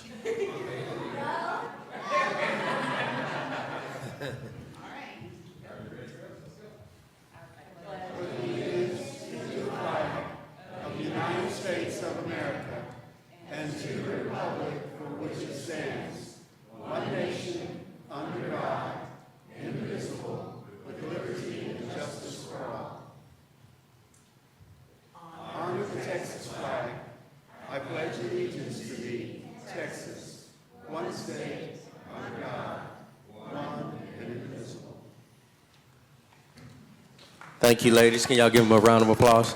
Please remain standing as Chaplain Robert Oliver will do the invocation. Thank you, sir. Heavenly Father, we've come here to do business for this community, and we pray that you would unite all these different backgrounds, personalities, gifts, and interests for the common good of this community and for your kingdom and for your name. We pray for wisdom and discernment. We pray for love for those in this community who are on the outskirts and on the out. We pray that we be mindful of all the needs as well as the riches and resources we have. And we lift up our brothers and sisters along the Guadalupe River who've gone through such suffering in the past few weeks. We ask your protection for all of them. In the name of our Savior, Jesus Christ. Amen. Thank you.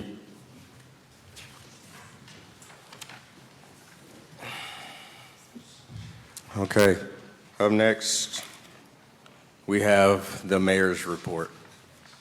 So, I don't have a whole lot to report, just a few things that I've done over the last couple of weeks. I was able to do the welcoming for the Texas Small Business Summit that was held at the Convention Center, followed by that weekend, we had the council retreat, and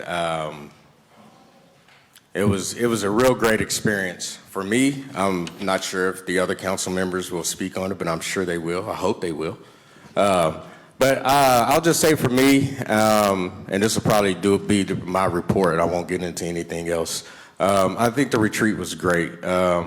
It gave us an opportunity to really have some one-on-one time, especially me being new up here and sitting with the council members and getting to know them. During our training, we were able to really put ourselves out there, learn our strengths, our weaknesses, how to strengthen each other, lift each other up, areas that we specialize in as leaders to ensure that we're not getting out of our lane and doing something that is not really our strong suit or might not be beneficial for the council or the city. And again, we put out things that we can work on. We did, I'll say for Councilmember Plunkett, right? Him and Councilmember Lowe and I, we were in the same group, and I got to really learn a lot of things about Councilmember Plunkett. And just to say I'm happy that he's on council with us, and hopefully I'll encourage him not to be so quiet, because the man he's got a great voice, he's got a lot of good ideas. So, and just the rest of the council, it was good. I feel confident in the direction we're gonna move going forward. I know when I gave my final thoughts at the end of it, there were some things I said with positivity about the council and where I plan on seeing us go.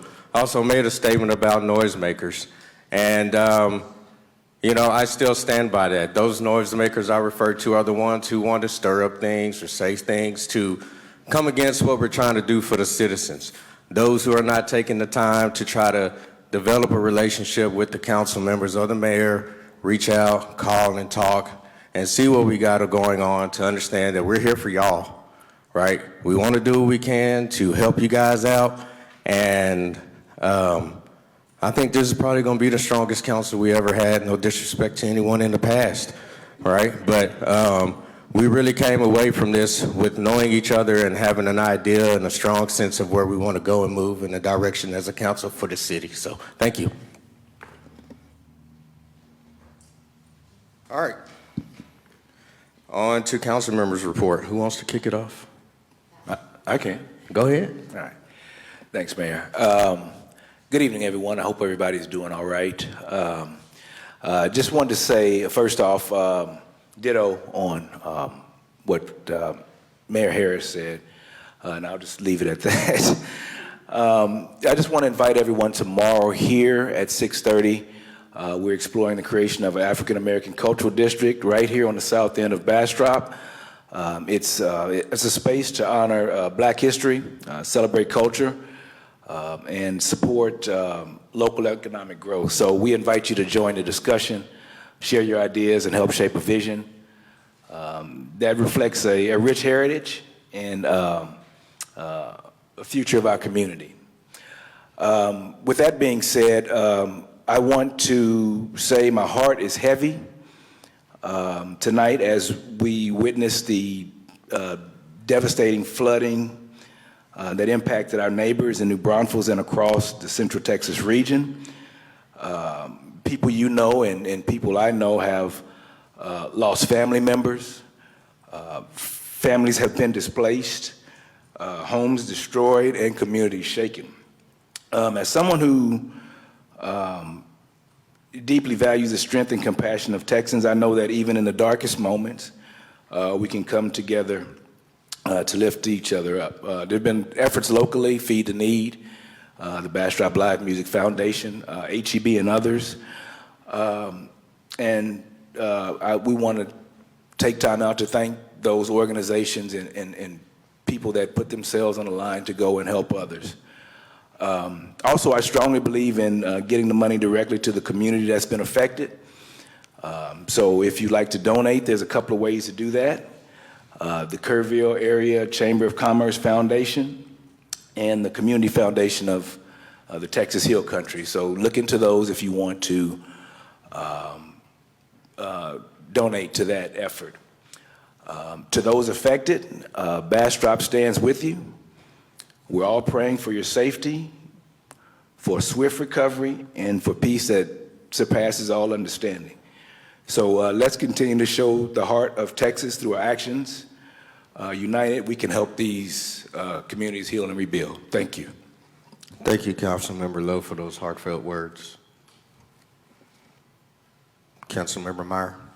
Thank you, Mayor Harris. And Councilmember Lowe, there are many, many reasons why I love having you to my right now. Many reasons. But right now, the most special reasons is because you are one of the most genuine, kindest, real people I've ever known. So thank you for that, and thank you for your words, because you said them better than anyone could say. On that, I want to say that one of the most exciting things that's happened since our last, one of them, there's two really exciting things, but one of them was going to Mr. Lawson's 90th birthday party at the American Legion, where Mayor Harris and Councilmember Lowe were also there. So we got to sing happy birthday to Mr. Lawson, and it was wonderful, 90-year veteran, but it also brought huge awareness to what the American Legion does for the veterans. Our veterans, I believe, am I not right, City Manager, in our survey, are one of the groups that need the biggest percentage from us, right? So they serve so much. They serve such a huge function. So thank you, American Legion, for that. Also on regards to our, I'm going to say strategic planning, out-of-town strategic planning. That sounds so official, but it was great. My partners were James Cowie, and who was our inspector, and Curtis Hancock with Public Works. And it was wonderful to see that there were two other human beings exactly like me. All three of us were exactly alike. We scored the same thing on our tests, so we didn't have to figure out anything because we knew all three of us had all the answers. So I appreciate both of y'all, too, for being my partners. It was wonderful. And on that note, Mayor Harris, I want to thank you for your leadership at that retreat. This is just a personal note. I've been up here a little over 2 years. I have never been more inspired sitting on this dais than with you at the helm. So thank you so much for your leadership. And on that note, I think I'll just end the report and save y'all some time. Thank you, Councilmember Meyer. Mayor Pro Tem Kirkland. So just before you spoke, I led the invocation at the Governor's Small Business Summit, and also went on the retreat that we all went on, and I was paired with Councilmember Fossler and City Manager Carrillo, and turns out Councilperson Fossler and I are also identical if you flip them upside down. Guys.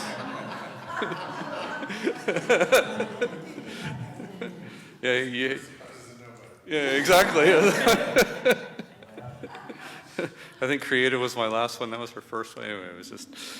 So anyway, it's I helped a friend retrieve a trailer from the rising floodwaters this week, and I've been playing nurse for my wife who had knee replacement surgery on July 2nd, and that is a bigger job than I had any idea about, but it's going okay. Councilmember Plunkett. Good Lord. All right, in deference to the mayor, I'll break tradition and speak during this part. But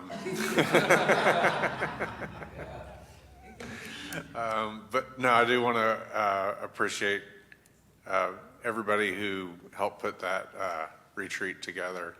I've been on council now for about 3.5 years, and this is the first time we've had a session like that, and I think it will be invaluable as the year goes on. We need to operate as a team, and there will be a lot of people to try to divide us, and that's how they get to you. So, but if we operate as a team and for the betterment of the city, the city will be better off for it. Thank you. Thank you, Councilmember Plunkett. Councilmember Fossler. Thank you, Mayor. Hi, y'all. Today's my grandma's 96th birthday. Right, happy birthday. Yeah, I was with her this morning in Lufkin. So Betty Jo Smith, happy birthday. It was a treat to be by your side, and we hopped from that set of pine trees and hauled butt to this set of pine trees to get here tonight. But yeah, I want to talk about the Governor's Small Business Summit. I really want to give props to Clint Howard, who gave the keynote speaker. He's such a legend in our midst, and I never heard him speak and tell a story, and we're talking Clint Howard of Pyrology Foundry and also found fine art. So I don't know if that was recorded, but I was very impressed. It was very sincere, and it's always just really touching to get to know our community members better who do such really cool things right before our very eyes.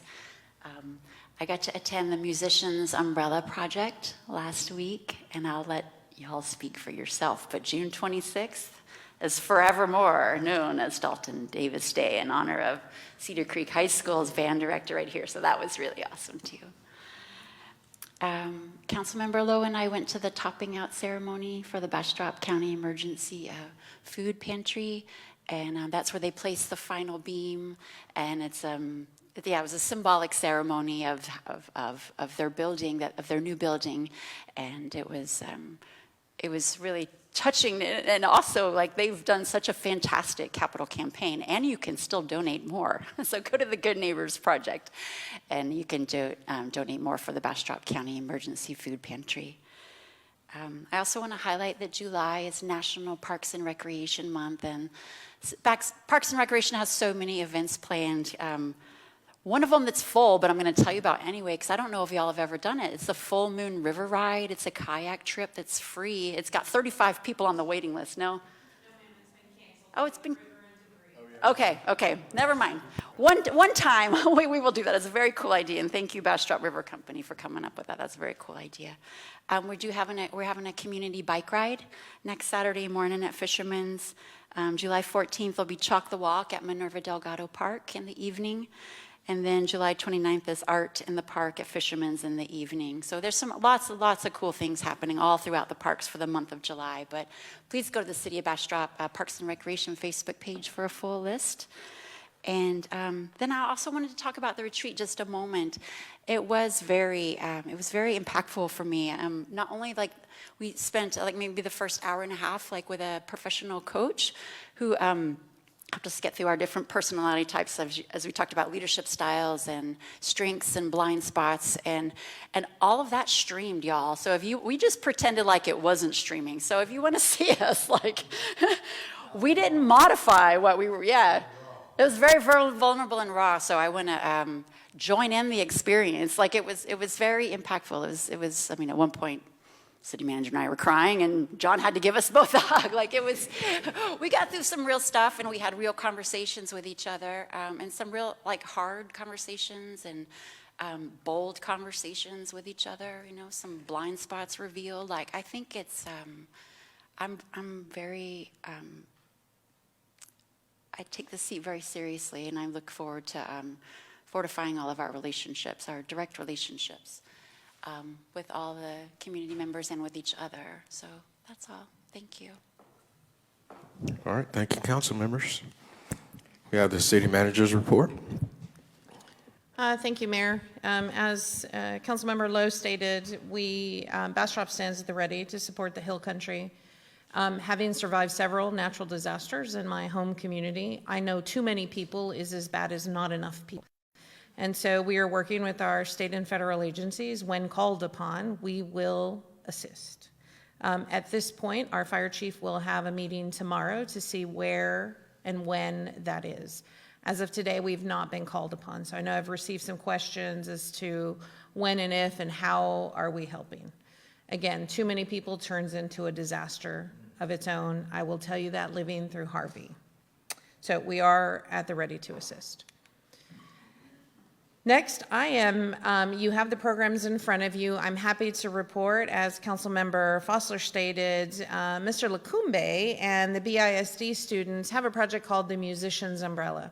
It was funded partially through General Fund, partially through the Cultural Arts Commission, and it had some goals to teach students the business aspect of the music industry. This is important as Bastrop touts itself as a music-friendly community. It taught collaboration, and it was also utilizing local resources, such as local recording studios. And I don't know that you know this, but we have several prominent recording studios in our midst that are quietly spread among the community, really high quality. And it created a project as its culmination performance. And so Hannibal is here with some students to give you some information about the program. And then also, I believe the students are going to read a piece. Sorry, didn't you? He's right up here in the front. Greetings, everyone, Mayor and council members. And you describing your retreat reminded me of what the students and I experience every Wednesday in the band hall at Cedar Creek. Would you agree? It was meditative. We greet each other in a circle in silence to acknowledge the divine in ourselves and in each other. So our performance at the Lost Pines Arts Center, people are still feasting on that cultural, spiritual feast that our babies brought forth. Basically, I'm the spark, they're the explosion. I just share with them my experiences as a musician and let them go from there. And they have, in 3 months' time, created some of the most profound cultural work that I have experienced in my 60 years as a professional musician. So without further ado, I'd like them to come up and read their poems from a major poem, a collective poem that we entitle Love is Everything. So I'd like everyone to come up. Let's give them a nice hand. They are very powerful.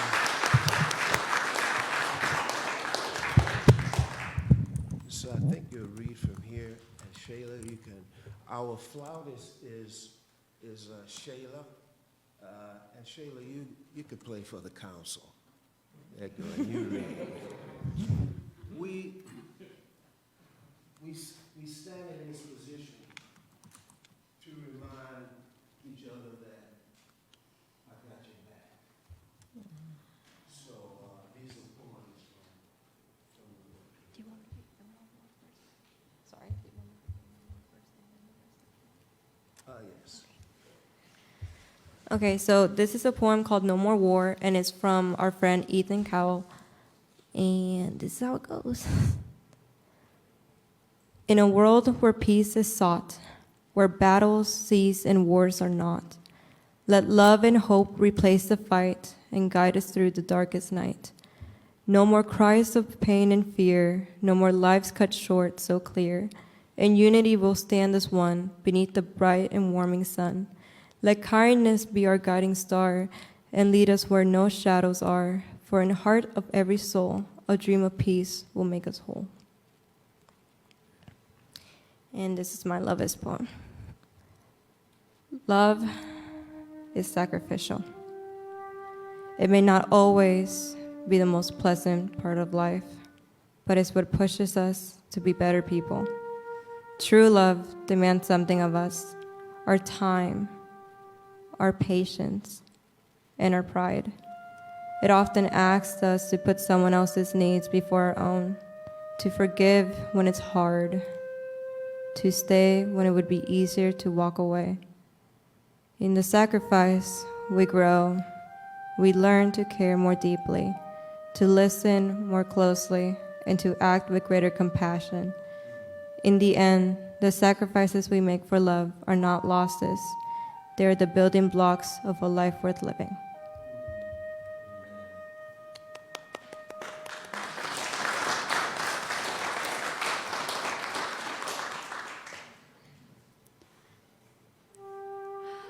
Love is the cool breeze on a summer's day and the warm sun on a winter's morning. Love exists in every season, under every tree, under every leaf. Love is not finite. It is endless, gentle. Love perseveres in even the darkest of times. Love is what I believe in, and love is right here.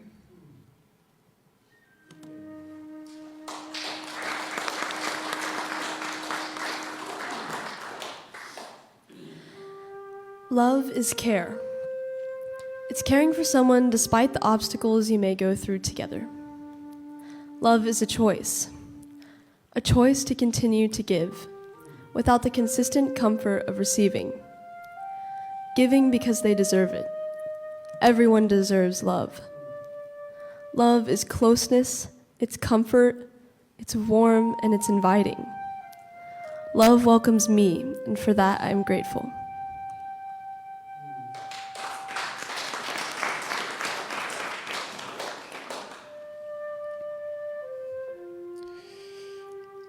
Love is forgiveness, a selfless act of self-sacrifice for one another, regardless of what another may have done against you. It is patience, it is kindness, and perseverance.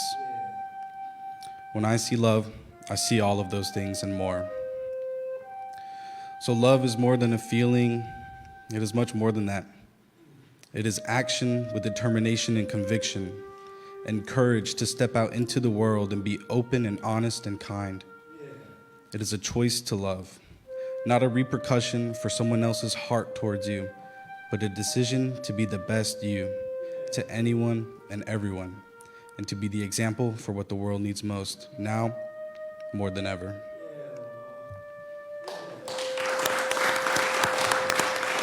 That was beautiful.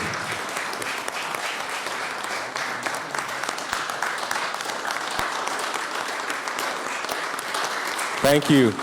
Council, can we all stand, go down there with Hannibal and his students, and we'll take a picture? Colin, can you get us taken care of, please? Thank you. Thank you, guys. That was very beautiful. We probably could use that clarinet, right? That's what that is? Flute, sorry, get me right.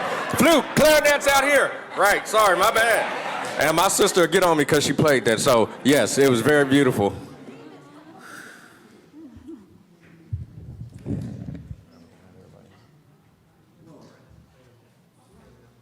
We're going to have to pick a side on this thing.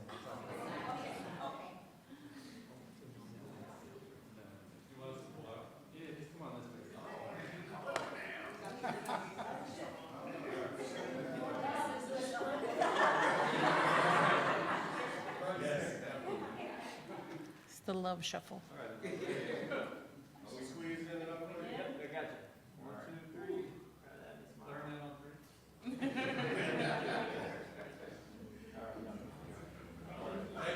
Thank you all.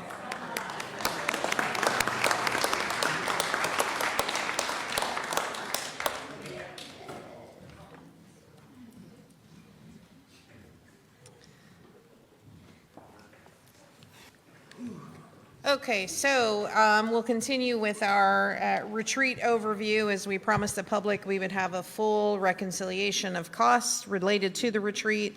Grand total, $12,442.81. That totaled $957.14 per person. We actually came under the GSA rate on food. Thank you, HEB, for boxed lunches.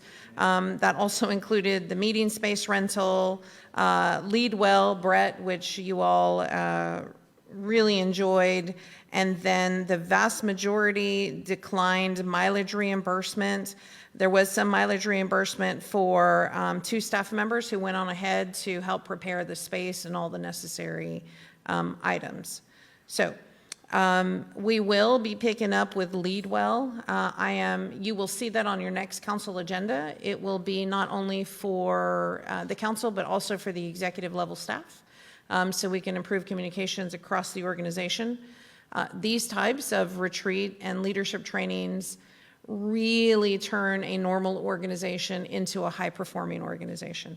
It is really important to know your personality type, your voice type, and how I, as a manager, for example, can extract the best from staff and also from you. I need to learn your voices. I meet with you every single day. But as Councilmember Kirkland mentioned, Mayor Pro Tem Kirkland mentioned, he sat with Councilmember Foster and I, and he was surprised at some of our answers, especially the project that was, you had to timeline your life and ups and downs, and mine looked like a nice crash in 2019. And he just couldn't understand how I hadn't jumped off a bridge at this point. But just having a certain level of understanding really improves and elevates all of our interactions, both with the public, with each other, with the staff, and that makes for a stronger and more resilient city, period.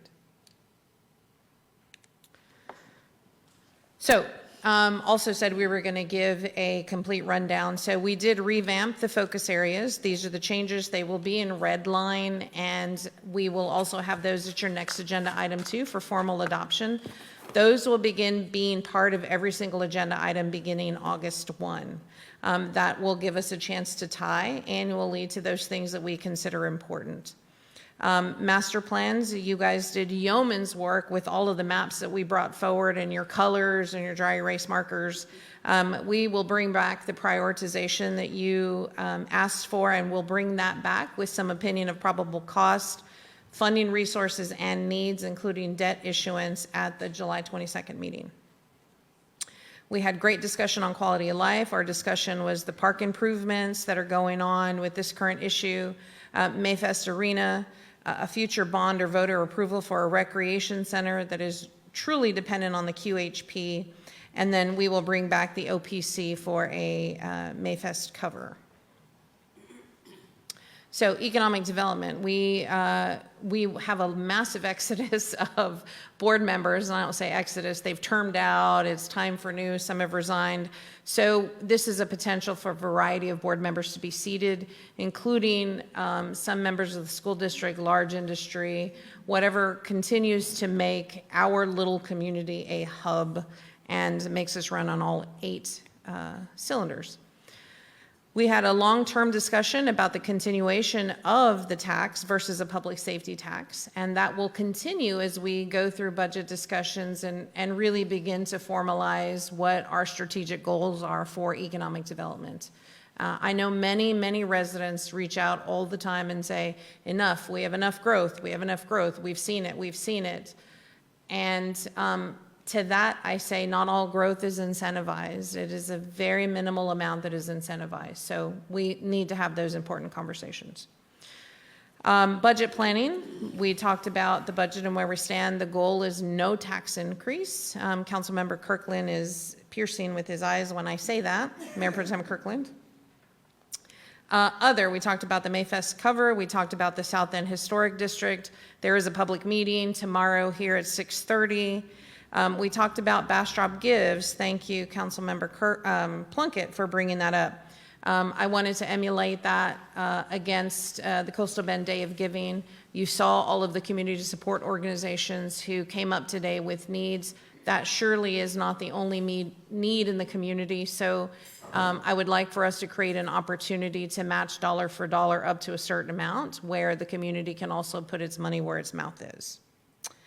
We talked about future management training, the downtown square and parking.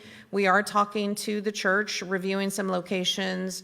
I do have a map already of a possible TERS in that area and what some of those improvements could be and would potentially cost. And then we continue to talk about river loop improvements.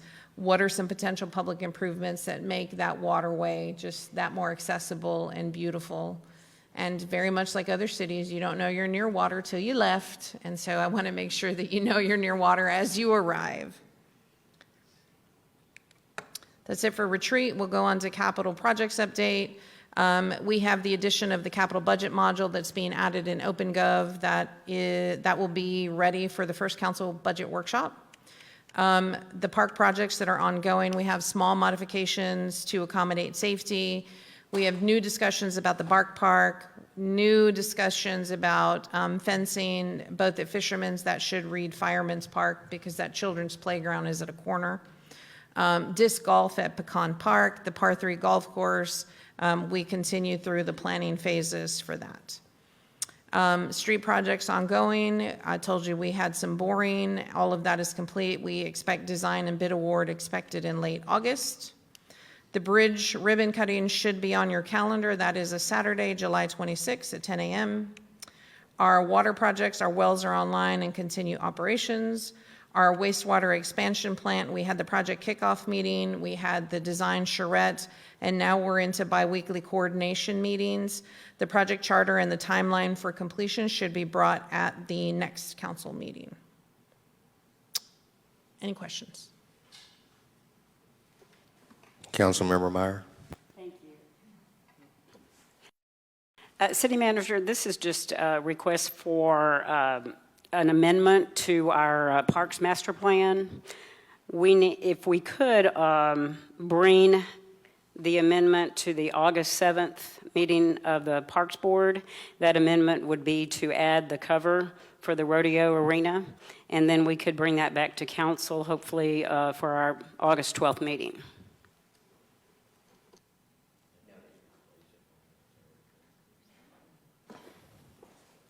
All right, anyone else?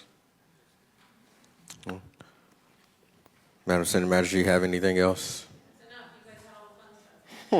Okay, so I just kind of want to add something. I wrote a little something down. Just kind of want to bring this to everyone's attention as we get ready to move forward, and y'all are under the new council here. Just want to let you know that, you know, as your council and mayor, we do have the city's best interests at heart. And that's why we encourage you all to sign up for citizen comments to speak, put it online or come in. But what we do ask is that when you come in, you bring a calm and a clear mindset. We want to hear what you have to say. We don't want to sit here and argue with you. We want to find solutions. We want to solve these problems. We don't want to be here to be your verbal punching bag. Right, we all know there's things going on here in Bastrop that need work, and best believe that we're all trying to work on those things tirelessly.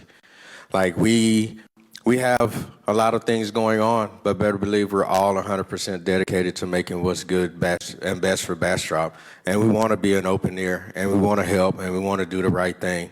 But it starts in here with us, starts with y'all. All right, what does it say? Catch more flies with honey. All right, so. You know, I'm not saying you won't catch anything with us, but we want to hear you guys, right? We want to hear y'all. We want to be able to resolve things, and we want to be able to go home at night, okay? So, again, please come with things that you have. If it's something that you feel you can call prior, call us. But when you come in here, please have some consideration, and we're going to consider you all as well. You know, it's not an easy thing being up here when people are, in a way, attacking you, and then you're trying to make clear, conscious decisions, right? People tend to get defensive when people come at them pretty hard. I don't want that for us. I don't want that for y'all, all right? So please spread the word. Those who are watching at home, those who are here tonight, again, we want to hear you. We want to find resolutions. But let's work together and come with a good, calm reserve and get Bastrop to a better place. So thank you. All right. Agenda item 7. We don't have anything. Okay. On to citizen comments. We have, oh, they're coming in. Is this it? Okay. Just give me 1 second. I'm going to see who wishes to speak and who does not. Oh, they're all here to speak. Okay. No worries. So those are no speaks.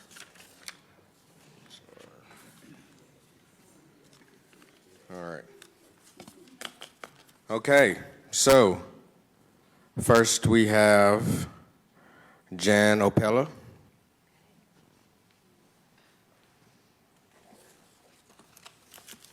Good evening. Good evening, Please Mr. Mayor. state your name and location, please, and you'll have 3 minutes. All righty. Thank you. I'm just here in support of designating the Bark Park as city parkland. I am a regular user. My dog and I are there every morning. And I was also involved in helping to raise some of the money for the Bark Park. I don't know that the Bark Park needs to be named after anybody other than perhaps a dog. Clifford. I have a couple dogs I could nominate. But I think what we need to do is remember some of the history of the dog park, the Bark Park. One of the driving forces to establish that as an entity here in Bastrop was Leslie DeBon and Michelle Tagliabue. Michelle helped raise money. She donated a lot of money. We went out campaigning and getting donations from businesses so that we could build the fence after the city said you could use this property, but you have to provide the fencing and the benches and the water bowls, and we raised all that money. And Michelle and her estate, after she suddenly passed away, donated the agility equipment in the back. So if you're thinking about naming anything after the Bark Park, but I don't know that the Bark Park needs a name. It does need some acknowledgement of, and there's a sign for Michelle now. But if it wasn't for her and the work of people that have been using that park for a long time, we wouldn't have it. And so I really think it's important, and go by there. There's a lot of people that use that Bark Park. It's also on visitors' maps. And so people that are driving through can type in, where's the nearest dog park? And they'll stop in Bastrop. We see a lot of us. There was somebody there from Michigan the other day. And so it does get used a lot. I do want to save my comments about some of the issues and improvements that maybe we need. I'm happy that we're going to have a meeting on July 15th with the Parks Department, but I do want to say the Bastrop Parks people and the part that they're responsible for, they do a good job. They really do. They're out there in the morning. I see them. I'm there at 7:15, 7:30, and they're picking up the garbage, which is not a pleasant thing at a dog park, and replacing our bags and stuff. So I approve of their work. The contractors need a little work on the mowing, but I really hope you do designate it as parkland. It is beneficial to the city and provides stuff for tourists. Thank you, Ms. Opella. Okay, up next we have Tom Tagliabue. I didn't mean to say Paul. That was a football commissioner. He's a distant That's relative. why I came out like that. Distant Sorry. relative, don't know him, can't get tickets. My apologies, Tom. That's all right. Good evening. My name is Tom Tagliabue, and I'm visiting from Corpus Christi today. I'm here on behalf of my late sister, Michelle, who was one of many Bastrop residents who worked for the creation of the Bark Park back in 2010. You may not have known her, but you may have seen her name on the sign as you enter the large dog section of the park. My sister owned a home on South Perkins and was a special education diagnostician with the Bastrop and Smithville ISDs until her passing in January 2014. My sister, as Jan said, donated funds for the park, collected signatures, attended council meetings, and advocated for the creation of the park, and was a regular user with her dogs. The Bastrop Bark Park was the culmination of strong community building efforts exemplified by your neighbors working with neighbors to make that dream become a reality.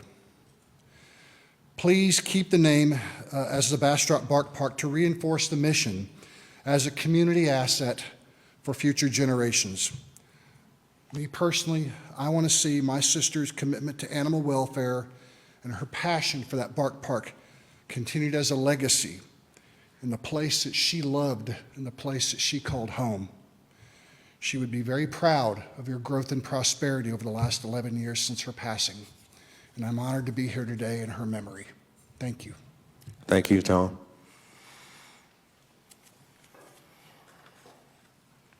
Okay.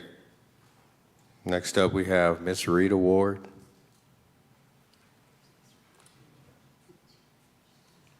Hello, Miss Rita. It's good to see you here tonight. Thank you, sir. Oh. I thought I was going to be Bastrop's old lady, but somebody has got somebody that's a year and a half older than I am. And just think, I've lost my... You're going to have to catch up then. Yeah. After hearing those beautiful poems, I think Bastrop should become the city of love. What do you think? Love and unity. Anyway, I'm going to pitch out a couple of ideas. Everybody buys bottled water. You think how many gallons of water that we buy from H-E-B and Wally World all the time. This water is coming out of our aquifers. And also, it's put in plastic bottles. The plastic bottles go to the landfill. And I am suggesting that everybody buy a Brita water pitcher or something, and they can save so much water, and it's purified, and you won't be using the plastic bottles. And also, I would like for Bastrop to think about a recycling program. Our paper stuff used to go to China, and it was remade and sent back. Well, we won't be doing that probably anymore. And I see lots... Well, you know how it goes. Who knows? But as of right now. but anyway, if we could have some kind of recycling program, because I see lots of stuff right there where I live at Riverwood that is cardboard and paper. And, I'm just pitching these out as some ideas for you guys to think about. And if there's anything that I can do, which I'm working on some other things now, just let me know. Thank you. Thank you, Ms. Rita.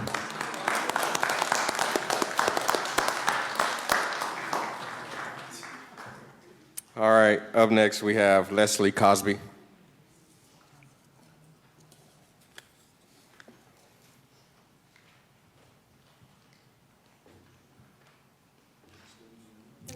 Good evening, Ms. Cosby. If you can give us your name and address, please. Thank Leslie you. Devon Cosby, 113 Cola Vista Drive here in Bastrop. Thank you. You're welcome. I just first want to take the opportunity to address the City Council and tell you how much I appreciate the opportunity to talk to you all about the Bark Park. And I understand and I'm so excited to hear that the park is on schedule to be a city park, an official city park, which is awesome. The Bark Park initially was my vision with the help of a lot of the citizens here. I worked tirelessly to do and to submit. It took me 3 years.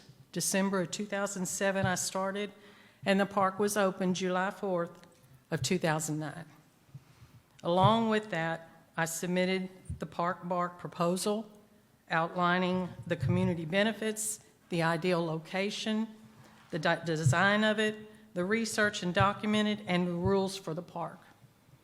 Once approved, donation canisters were set up throughout the town to collect funds to go toward the expenses to establish the park and to collect specific donations for the park, such as benches, signage, waste stations, etc., which on those display the name and or business of the donated particular item. It took an entire community and lots of hard work to establish the Bark Park. But once it was completed and opened, it's a success and has been a success. And not with a whole lot of upgrades and a lot of additions. And a lot of that has been done with the citizens to provide seating, to provide water bowls, stuff like that. So I know that there's going to be huge improvements when the city takes it over. With the upgrades and the addition that will now be available for the Bark Park, we could have bricks to lay out for pathways, and on those bricks, identify a resident, a lost pet, to memorialize the park, and that way leave the park, the original name, as the Bark Park. That is my hope. And if there's any help that I can provide, I want to let y'all know I'm there. I will be there ASAP. Any questions? Do I ask that? I don't even know if I can ask that. No, you just come and give citizen comments. That's it. That's it. Right. Well, thank y'all. I can feel your passion and see your passion in the dog park, and I shaking. appreciate I'm it. shaking. Yes, thank So, you very much. Thank you. Okay, up next we have Nancy Ravensburg.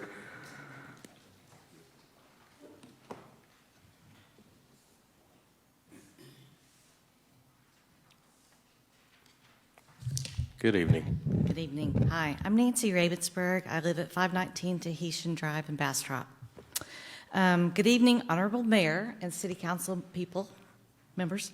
In 2002, I was appointed to the Bastrop Parks Board and Tree Advisory Committee. I was elected secretary at my very first meeting, and I proudly served in that role until my resignation in 2016. Today, I want to provide some historical context for the Bark Park. Once the property is officially designated as parkland, I respectfully recommend the name be Bastrop Bark Park, which reflects both community identity and the park's long-standing history. The idea for a bark park was first presented to the Parks Board in 2007 by Leslie DeBon. Leslie and her parents contributed to years of advocacy, petitions, community engagement. In 2009, the concept was approved by the City Council. At that time, due to the property's value and uncertain long-term use, the council approved the park's construction but did not officially designate it as a city park, noting that the fencing could easily be removed if necessary. Along a parallel path, in 2010, Michelle Tagliabue donated funds for the park, collected signatures in support, attended council meetings, led fundraising efforts, and championed the Bark Park until her passing in 2014. Also, Jan Opella continues to make lasting contributions by purchasing seating, organizing cleanups, and collaborating with park staff. Many others have played vital roles in maintaining and improving the space over the years. The Bark Park's origin and success are the result of not one but many strong-willed and impactful women who garnered support for the growth and well-being of this beloved community investment. Formal designation as a city park and official naming of Bastrop Bark Park would recognize their legacy and ensure continued care for a space that has served Bastrop families and road-weary visitors, human and canine, for more than 15 years. Thank you for your consideration. Thank you for your time. Uh-oh. All right. That is it for citizen comments who have signed up to actually speak. I do have some that were dropped off or brought in, and then one online.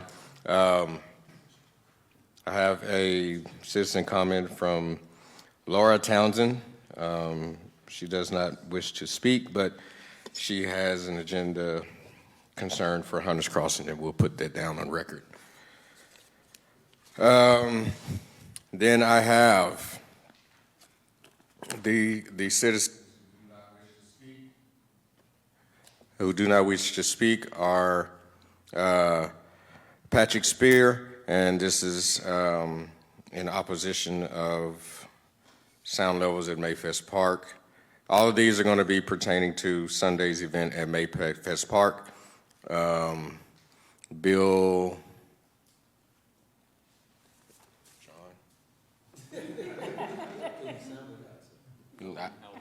Is that what that is?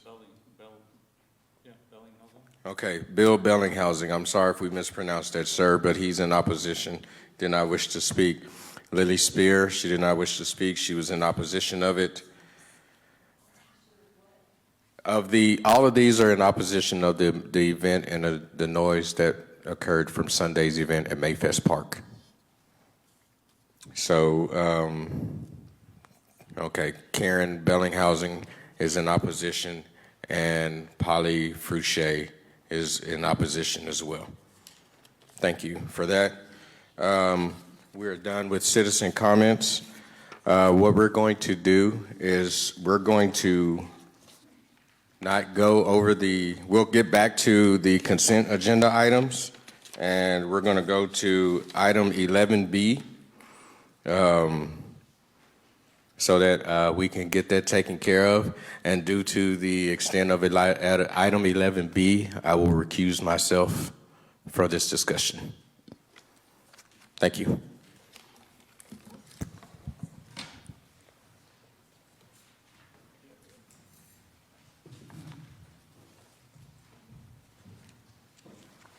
Good evening, Mayor Pro Tem Kirkland, City Council members. My name is Shay. We're not ready for you. Oh, I'm so sorry. Yes. Hallway? Sorry, no, you can stand right there. He just has a thing to do. So for item 11B, consider and act on resolution 2025-118 to authorize the city manager to enter into a memorandum of understanding with the City of Austin regarding an aquifer storage and recovery project, or ASR Phase 1, submitted by the city manager. And we have a comment on this item from Shay Rolson. That's me. Yes. Okay, thank you. Mayor Pro Tem Kirkland, City Council members, thank you so much for the opportunity to be here. My name is Shay Rolson, and I'm the director of Austin Water. You are considering item 11B tonight, which is a memorandum of understanding for the aquifer storage and recovery project.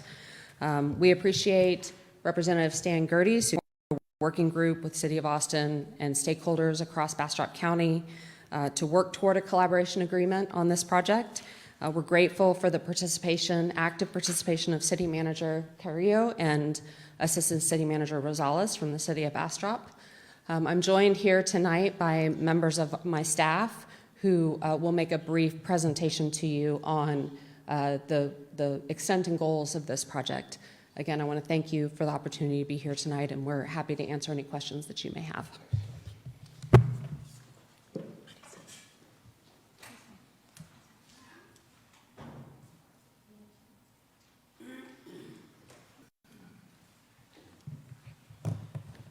Good evening, Mayor Pro Tem and Council. My name is Marisa Flores Gonzalez, and I'm the supervisor of the Water Resources team at Austin Water. And I have some slides to share a little bit more information about the Aquifer Storage and Recovery Project. I'll start by sharing information on how Aquifer Storage and Recovery, or ASR, would work. The ASR project will not remove native groundwater. Instead, when Austin's existing Colorado River and Highland Lake supplies are plentiful, excess water would be diverted at our existing water treatment plants, treated to potable drinking water standards, tested to confirm compatibility with the native groundwater, and conveyed to an ASR well field where it would be pumped underground and then stored in a naturally occurring aquifer until it is needed. When Austin's Colorado River and Highland Lake supplies become low, the stored water would be pumped back out of the aquifer. Stored water would be tested and treated before it is distributed to customers in Austin Water System. For some background, ASR is a key strategy in the city's 100-year integrated water resource plan called Water Forward. This plan has been approved by Austin City Council and was updated last year in November of 2024. Water conservation, reuse, and supply strategies from this plan, including ASR, are also included in the state's water plan.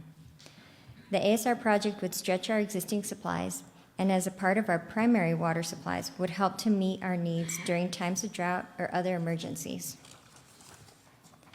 For our stakeholders and for our city leaders, making the most of our existing supplies, such as storing excess water in an aquifer, has been a guiding principle and a good neighbor approach. Other cities around the U.S. and here in Texas, including in San Antonio, El Paso, and Kerrville, are already using ASR systems and have been doing so for decades. So in 2021, Austin Water began a desktop study to determine if aquifers in our region would be suitable for an ASR project. This diagram provides a visual illustration of how an ASR project would work, with water being diverted from the Colorado River, conveyed to an ASR well field, and pumped underground. The stored water displaces the native groundwater that's present, creating a buffer zone that would be maintained to protect both the aquifer and the stored water. We've seen severity and frequency of droughts increase, and as the population grows that may create water supply shortages within our region. And our forecasting tells us we must take action in order to meet future water supply needs, and we're working to do this in a thoughtful and responsible way that can provide benefits to our region as a whole. To identify potential locations for field testing and potentially piloting, we first performed a high-level initial storage zone screening across Travis County and the 7 adjoining counties, evaluating all of the major and minor aquifer systems within those counties. Criteria included in this screening included hydrogeology, proximity to the Austin water system, permittability, and implementation feasibility. And this screening identified top areas in Travis, Bastrop, and Lee for further study. And next, we identified and weighted criteria relevant to ASR success and assigned spatially based scores in a digital mapping system to identify top areas in Travis, Bastrop, and Lee counties for field testing. The criteria used in this step of the analysis included hydrogeology, water quality, and implementation feasibility factors. And last, we selected a location for field testing and possible piloting that was technically favorable and aligned with our water forward goals. This desktop study identified that the most viable location for field testing and possible piloting is the Cruza-Wilcox Aquifer in Bastrop County, an area several miles south of Page. This area meets our water forward goals for drought supplies and provides resiliency. Austin Water estimates that by 2021, water could be stored under approximately 7,000 acres of land. Above ground structures would be distributed across that land and would only take up about 200 acres. So the future project phases would look like this. The next phase, phase 1B, would be exploratory drilling and field testing to help define the necessary safeguards to protect water quality in the aquifer. This phase is estimated to last about 36 to 42 months. No water will be injected into the aquifer during this phase. All testing would be conducted in a laboratory. For this initial phase, we would drill 2 test wells about 3,000 feet deep to extract groundwater and core samples. These test wells will be converted into permanent monitoring wells to provide water quality and water level data to the Lost Pines Groundwater Conservation District. And as part of the collaboration agreement we've outlined with Bastrop stakeholders, if the ASR project should discontinue, ownership of these wells would be provided to the district. Lab testing of native groundwater, core samples, and Austin Water finished water would be conducted to understand baseline geochemistry, how the groundwater could interact with City of Austin drinking water, and potential additional treatment that may be required to the Austin Water finished water to ensure compatibility with native groundwater. All of our testing protocols, methods, and results will be shared with stakeholders. And just to note, a TCEQ injection well would not be needed during this phase. Austin Water shared our draft field testing plan with Bastrop stakeholders, including the Lost Pines Groundwater Conservation District. We received valuable input from the stakeholders that has been incorporated into our plan. Also during Phase 1B field testing, an ASR technical advisory group, including partners and stakeholders' technical representatives, would be formed to provide input into the field testing process from the beginning of the phase.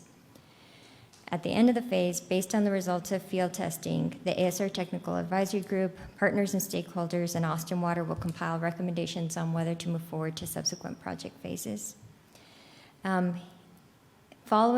Potentially following successful field testing, the next phase, phase 2, we would work to build a small-scale pilot project. This would be the first time that water would be injected to test water quality, operational, and other parameters. And this phase is estimated to last between 36 and 42 months. Hydrogeologic and water quality data from the pilot project, again, would be shared with partners and stakeholders. And based on the results of the pilot project, a decision would be made on whether to move to phase 3 or full-scale ASR design and construction. And at this time, I'll go ahead and hand it over to my colleague, Emily Chancellor, to discuss our phase 1B field testing agreement. Thank you. Thank you. I'm Emily Chancellor. I'm in our Public Information Office at Austin Water. and I'm going to cover the last of this. So this slide covers some highlights from the draft agreement that I know you've been provided. And this is for the Phase 1B, the first phase that Marisa described on that last slide. So it's just covering that phase. So we've been working with stakeholders, and we've been through several drafts of this agreement. We've incorporated feedback. We're repeating again that in this phase, no water would be injected into the aquifer during Phase 1B, because we know that's important to everyone.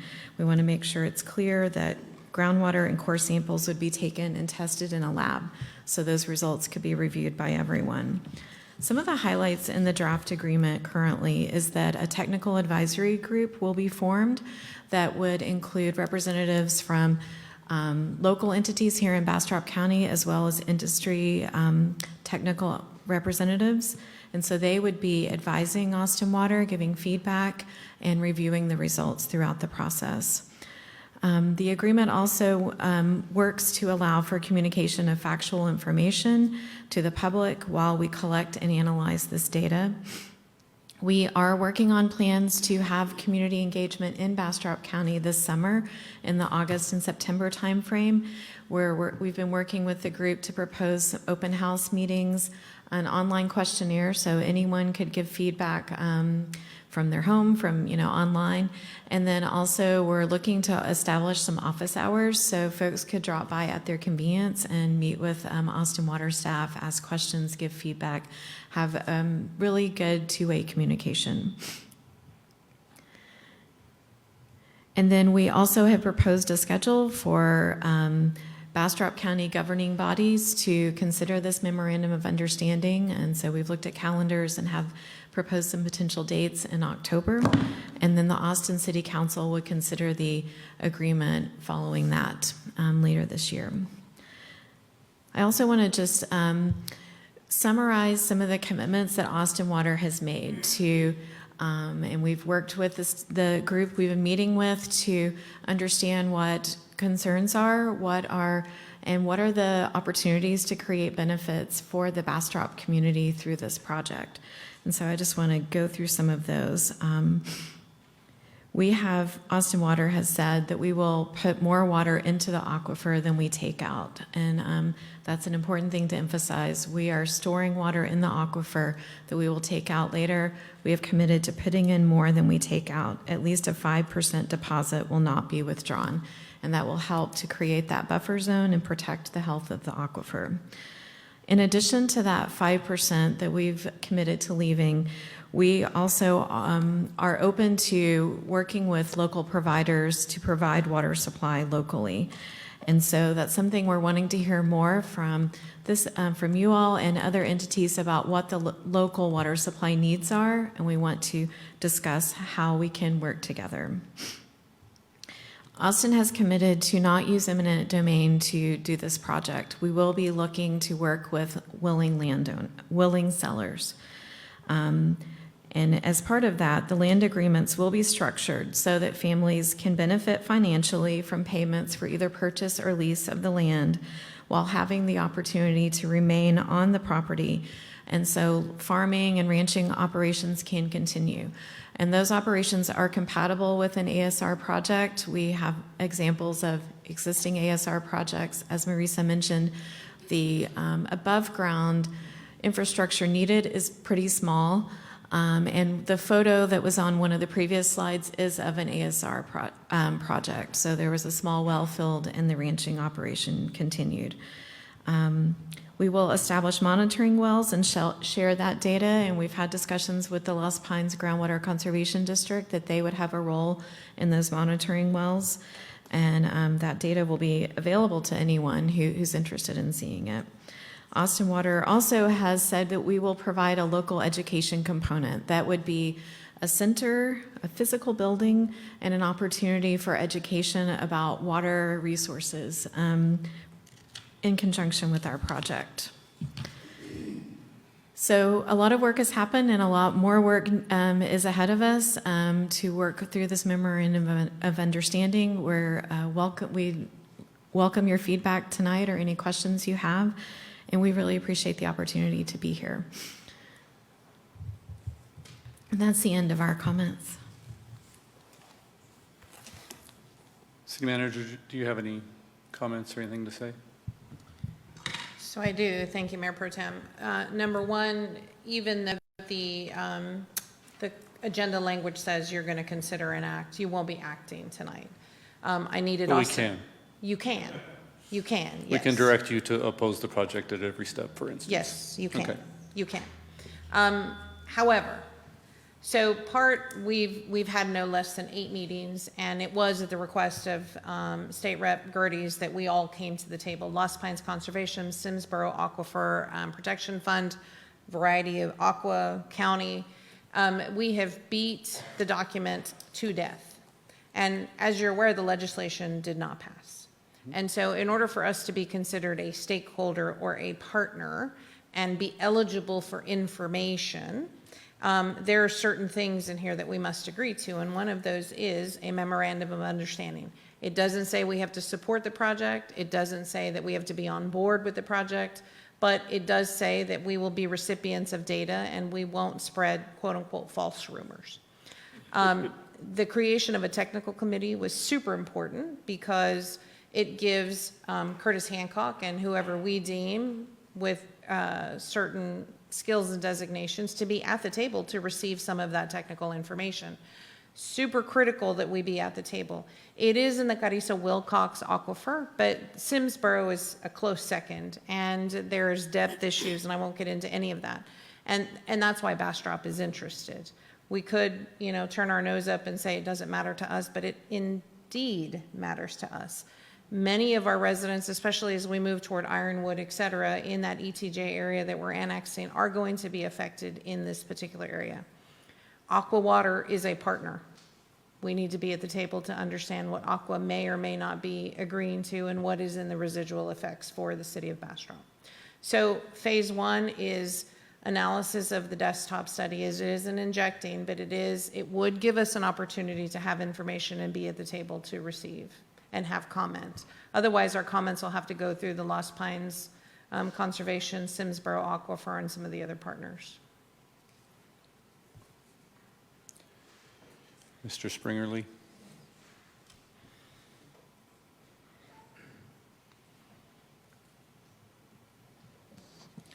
I've reviewed the working draft and the form is fine. This is primarily policy decisions that need to be made on how the city will approach this project. So I have a specific question from the law degree that I got on television.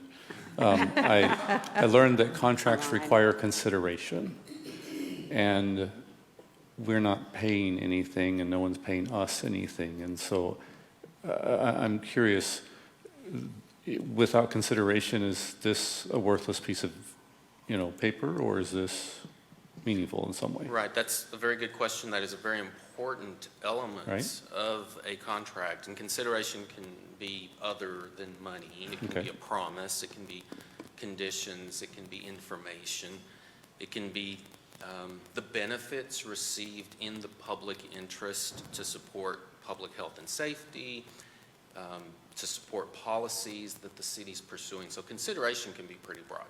Okay, so then you would say this has consideration in it and would be a valid contract?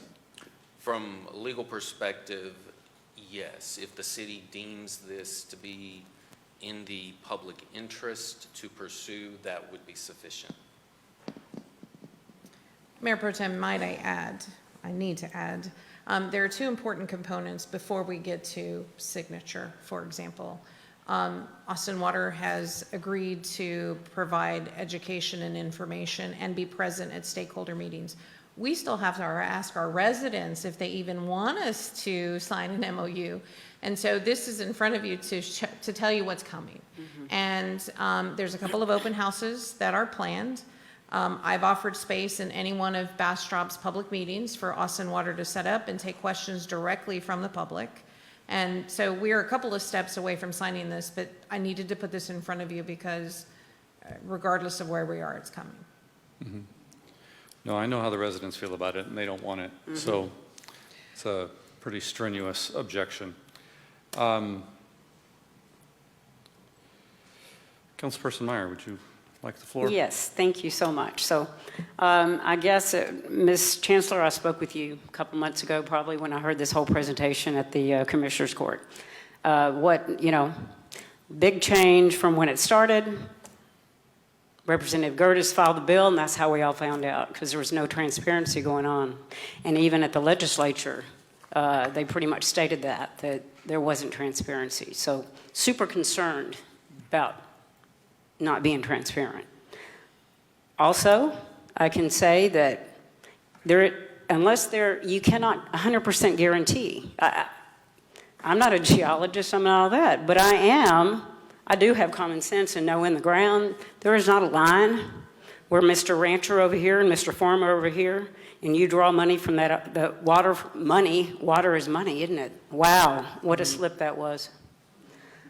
You draw that water out of that ground, it will affect them. There's no way you can 100% guarantee that. Why in our yard? Do it in your own yard. This is Bastrop, it's not Austin. Do it in your own yard. You've got an aquifer there you can draw from.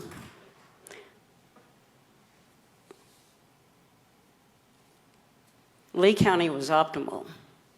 Lee County said, H no. I know what this is about. We know what this is about.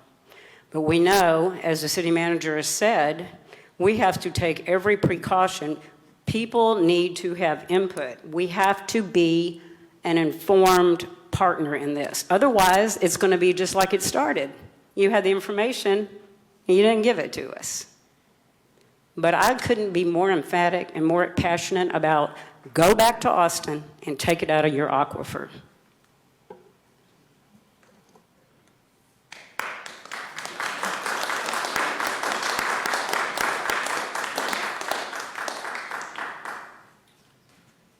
Councilperson Plunkett. I just have one question, and it's whichever one of you feels most qualified to answer. And it's the same question I would ask if our water department was wanting to build a pipeline to, to another aquifer. My understanding is that Austin sits on a really big aquifer, the Edwards Aquifer. It has lots of capacity, and I know how expensive it is. We've built some pipelines here, quite a few over the past few years since I've been on council, and I'm just curious, how is it in Austin's best interest to spend all this money piping water all the way over here when you can just put it in the hole in the ground right where you're at? Thank you. Again, Shay Rolson, Director of Austin Water. I'm going to ask Marisa Flores-Gonzalez to give you a more technical answer to that question, but what I'll say as she walks up here is that we evaluated an 8-county area to look at the hydrogeology characteristics that would allow the volume of storage and the production capacity of retrieval. Again, this is a storage project, not a groundwater development project, and so there's specific characteristics that are needed in order to store the volumes that are targeted. I think that pretty much sums it up, but except to say the Edwards Aquifer is a karst limestone aquifer. If you've seen kind of pictures of the Edwards Aquifer, you see that the water wears away at the rock, and it creates kind of large holes and channels through which that water can run very quickly. For an aquifer storage and recovery project, you want to be able to store the water in generally one location. You don't want that water to move too much, because then you lose the water that you stored. A big part of choosing kind of the right aquifer is having what we call lower transmissivity, less movement of that water, because when you create the storage zone, you create consistency in the water quality of the water that you're pulling back up when you withdraw water. So you can create consistency in the type of treatment that you have to do on water that you're putting down into the aquifer and then pulling back up. Otherwise, it can create operational challenges, be more expensive, be harder for you to manage those treatment processes. The Cruiser-Wilcox aquifer is a type of aquifer where the water moves more slowly.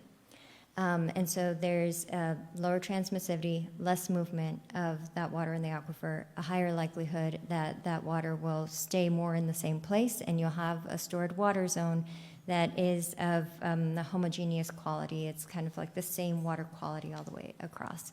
And you have that kind of standardization or kind of consistency in the water quality that you're pulling back up. We have, been having conversations with stakeholders in Bastrop, from Bastrop, including the Bastrop city manager, who has been doing a good job in representing y'all's interests. We have heard, the concern about us, doing field testing here in Bastrop County. Because of that, and because we also want the data, and we want to understand what does the science say is going to be the best location for an ASR project.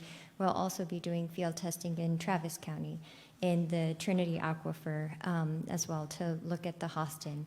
It's a much deeper aquifer, and it, based on kind of the early models and estimates, it's likely that any ASR project within the Trinity Aquifer would likely be much smaller. We'd be able to store a lot less water and recover a lot less water. But that's, yep. Happy to answer any other questions. Councilperson Lowe. Thank you, Mayor Pro Tem. And the partnership framework assumptions at Section 4 talks about eminent domain. It states that Austin will not use eminent domain. Will this be legally enforceable clause in any future binding agreements, or is it just an assumption?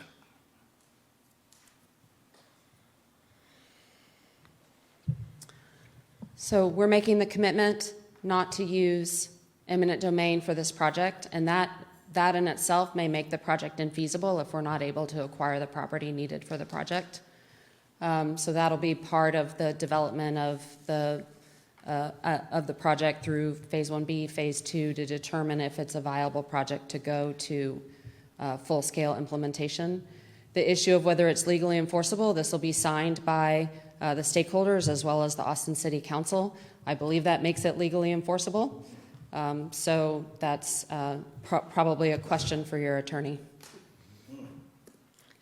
Councilmember Lowe, probably one of the common themes I had with Mayor Watson, I've had with Shay, I've had with just about everybody, is one council can't encumber the other.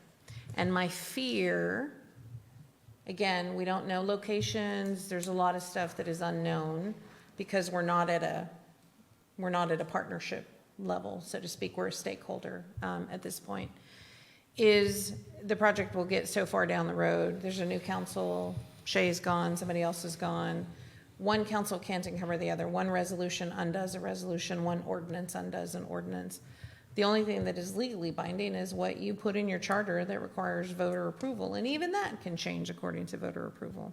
So that's some of the scary. That's also why it's super important we have a seat at the table. Otherwise, we're sort of in the audience and in the cheap seats. Stan?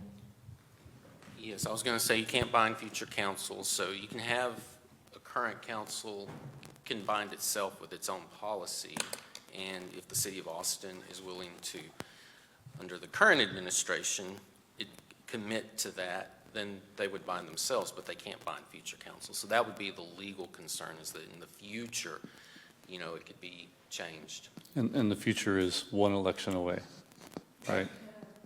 Okay, like months from now. Well, generally, depending on the city, there's turnover, once there's an election, there's a new seated council, but generally 2 to 4 years is considered new administration because of the turnover after you go through all the election cycles. It may take more than one election cycle. Councilperson Foster. Thank you. I reviewed, so in the packet, there's 3 versions of this draft agreement. There's like the original one, I'm just talking for the public in case y'all haven't dug through it all. There's the second one, which shows all the community stakeholders and which inputs, which like comments they've given into the document. And then the third one is the one where all the comments or the high priority, the agreed upon comments have been incorporated into the document. So comparing them, like the first one is just my gut is a little bit more like an announcement. This is what we're doing. And the third one is actually much more collaborative, where people are actually having input and whatnot.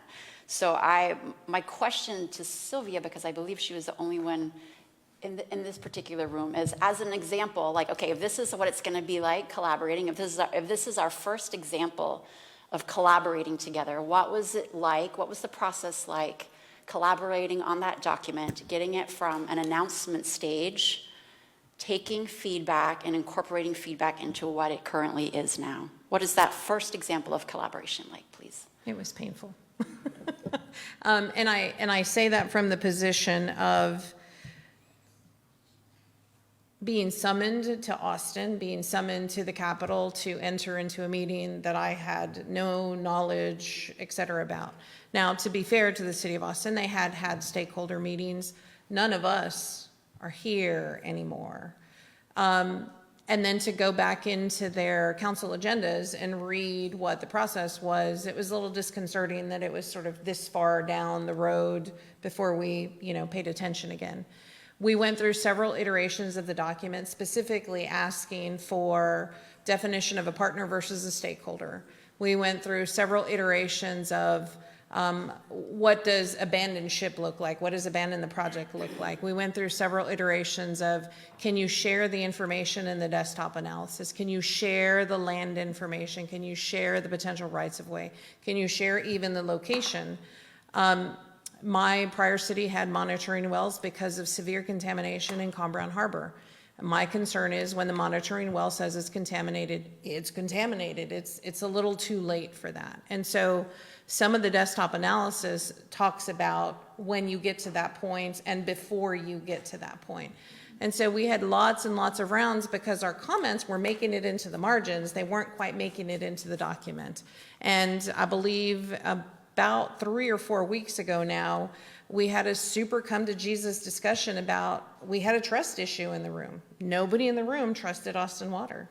And that sent Shay and her group back to the drawing board with the attorneys. I think Austin outnumbers us at every meeting, almost 2 to 1, because they bring their attorneys, their communication, their engineers, et cetera. And, often it's just Andres and I, or just I, or just Andres, depending. And so it's a lot of information to go through. We are very lucky to have Elvis. We're very lucky with Lost Pines. We're very lucky to have Andy with Simsboro.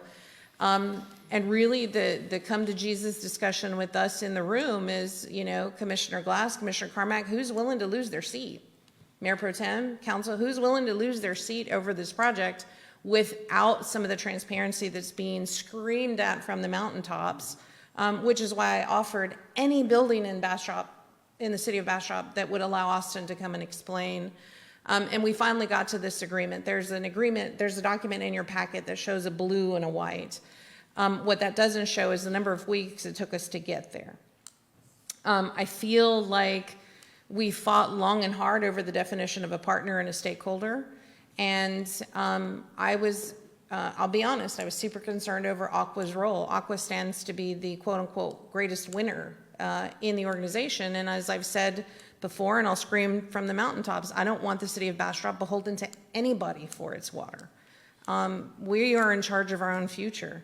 I've been in a city where we've given up a bunch of our water resources and we've left the residents high and dry while industry, thrives. The other concern for me was what water agreements are we able to enter into on our own, especially if we're going to begin to quote unquote share a water resource. And so all of those things have been fleshed out, so to speak. I feel comfortable that we can at least be at the table to understand. And again, this is not saying we are in partnership. This is not saying we agree, but I at least want to receive the information. Otherwise, the one that is the greatest is Elvis, because the Lost Pines Conservation District is in this area. So, thank you. I also want to call out in the document that if we go forward with the MOU in a few weeks, there is a specific requirement to not oppose it until the completion of 1B, the field testing. So it's not like we cannot oppose it. So that is part of that document as well. Yep, and there's some language in there about what opposition means. Opposition does not mean we're going to support it. Opposition also doesn't mean we're going to stand silent. Opposition means we're going to receive data that is statistically accurate, that hasn't been leaned on by anybody, hasn't been leaned on by Austin, hasn't been leaned on by us, and we are able to make our own decision. And then at that point, really, truly have to make a decision about the project and our quote-unquote support, and whether we want to stay in an MOU or choose to back out. Okay. We went through that. So everybody wants more information. We want more information. They want field. Everybody wants more information. Well, I think everybody wants them to go back to the Edwards Aquifer in Austin. And that is the absolute truth. However, Austin's been working on this project for, gosh, more than 5 years now. And that's also of super great concern to me, is we're going to get down a point where, as every city council who is good fiscal stewards, you get to a point where you've spent too much money and you can't back out, right? I mean, I don't know, Austin might have the resources. We don't have the resources. You guys would have my head in 72 hours. So. Thank you. Councilperson Meyer. So I'm going to make this really short because I'm going to shoot straight. In order to get all the facts, y'all to be transparent with us, let us know everything, what you want to do this in good faith, we wouldn't have to sign anything with y'all. You'd give it to us. This is blackmail. That's what this is. It's blackmail. And that's not right. And that's not how we operate in Bastrop.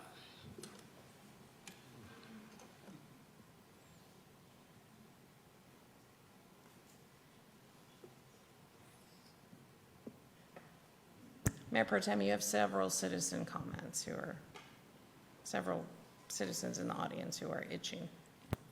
Well, if you are a citizen in the audience itching to speak, walk over to our city secretary and grab a form.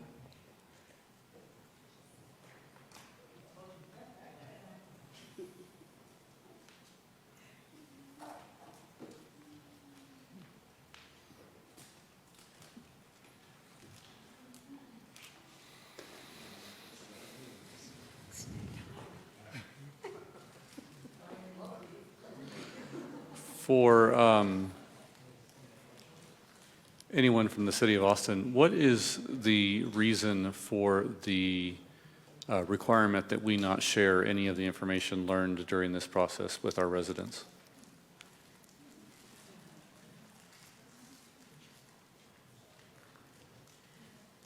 Emily Chancellor with Austin Water. So the desktop study, there were some limited maps that were redacted. Austin Water attorney, City of Austin attorneys have provided a non-disclosure agreement to the stakeholders for consideration, and once that's signed, that information can be shared. All of the information that's collected during the field testing phase will be public information. That will be shared with the folks who signed the agreement and with the public. So it's the information that is location-specific in our study that is currently redacted. And why is it redacted? Sure, I can talk about that a little bit, and our director may want to weigh in on that. So first of all, I could guess, but I'm not going to, so. Okay. Well, it is a standard practice for real estate related items in our city process. And also, this is related to land, and we need to have the right process to contact landowners before this information is published. So we need to do right by them, we believe, and so that's part of the reason for that location-specific information to be redacted at this time. What other things in the desktop model or desktop study, I don't even know what to call it, besides maps or specific locations where you wouldn't want land speculation to change the price of the land on you, which was my speculation. what else is there that is not being shared currently? Marisa is more involved, so I'll let her speak to that. So we've shared with the stakeholder group and with City Manager Carrillo the spatial analysis technical memorandum as well as our initial storage zone screening technical memorandum. Those, all of the narrative language is intact in both of those documents.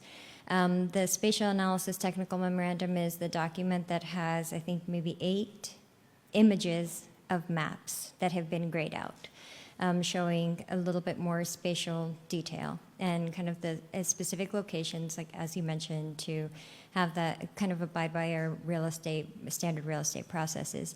All of the other information within the spatial analysis TM is included.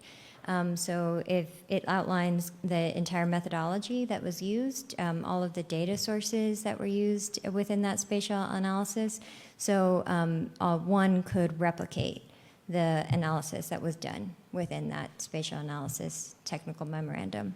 It's fairly widely available data sources. Okay. Madam City Manager, can you please post all of that on the city's website and send us the link to it? Thank you.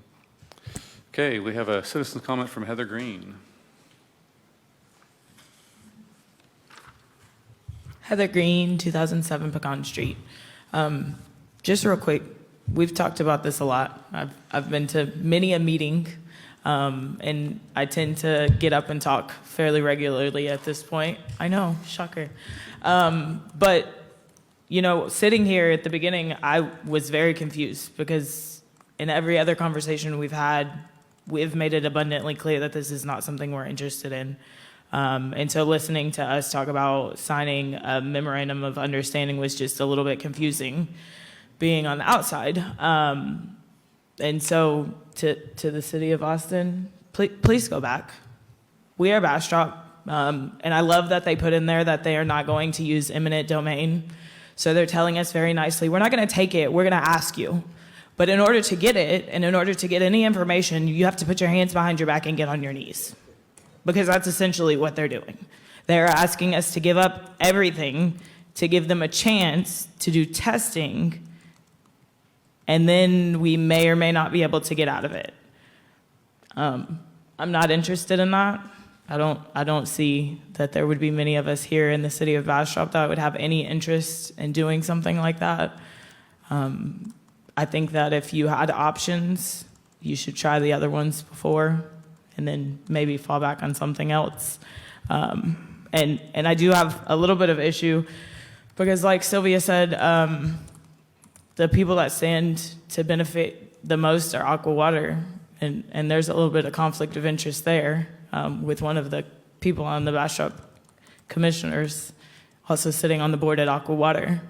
And that to me feels like a very big conflict of interest because he's essentially telling them, come here, do it here, so I can line my pockets. So I just want to make sure that the citizens understand that you guys are fighting for us, and we really appreciate that. I don't know what direction we go from here, but I hope it's to send them back to Austin. Thank you for your time. Thank you, Ms. Green. Deborah Jones.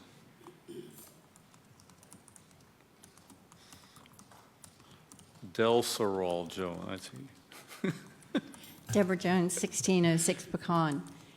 We have not ever had a good relationship being downstream from Austin. If you look at our history, our community has been plagued with sickness. And if any of you who've been here, all the cleanup that we've had to do, and the citizens had to do that themselves, finding places where people were dumping, and just the lack of respect that we've had. And I already know firsthand that there's people coming in and investing in buying water rights. So maybe these maps are grayed out, but there are people that know about it that are coming here outside the community anticipating that this is going to happen. It's a money grab.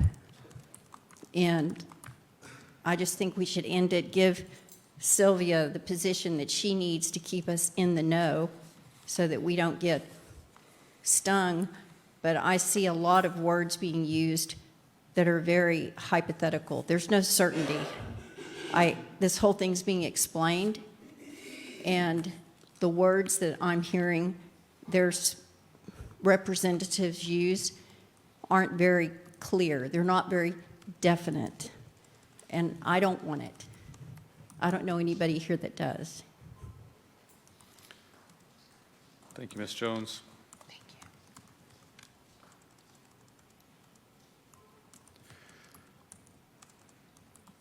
Well, Ms. City Manager?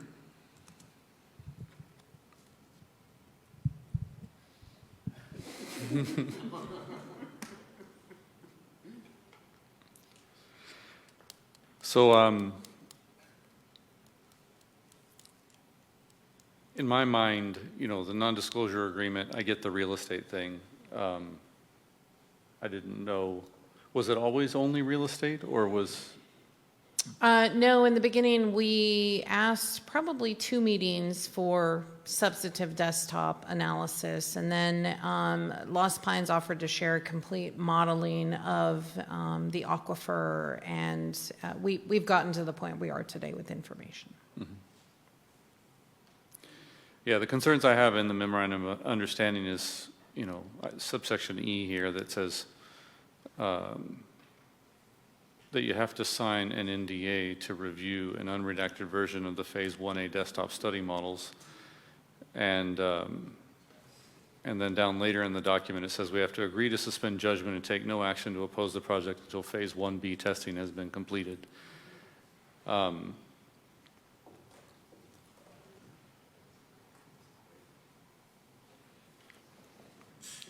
know, I know that All super concerns noted in the blue in the document. We noted those concerns over and over, and actually I think the county attorney says the county cannot enter into an NDA.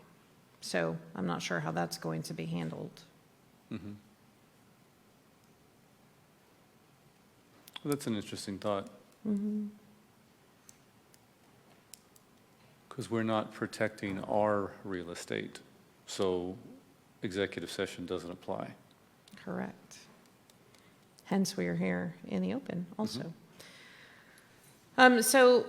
I understand we've hashed this out, and to Councilmember Meyer's point, it does feel a bit of blackmail to be able to receive the information.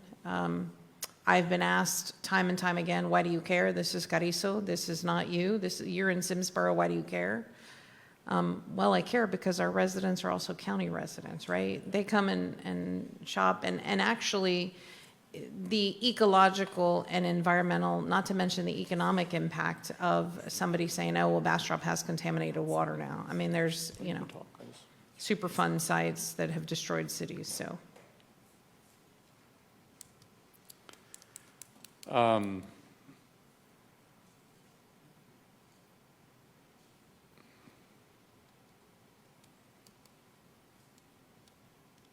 So what does the city of Bastrop gain if we were to sign this in October after it's finalized?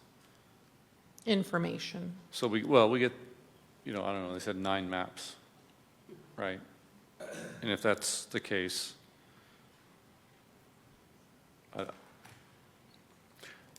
I think my bigger questions come about with, you know, we just had a monumental rainstorm, one that produced as much water as the entire United States uses in the entire year, you know, in this tiny little geographic area all at once.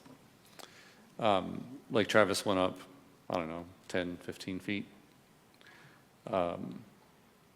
And as a tournament bass fisherman, I've been on that lake when it's full and when it's very, very, very low. And so I like it being full. It's good for recreation. But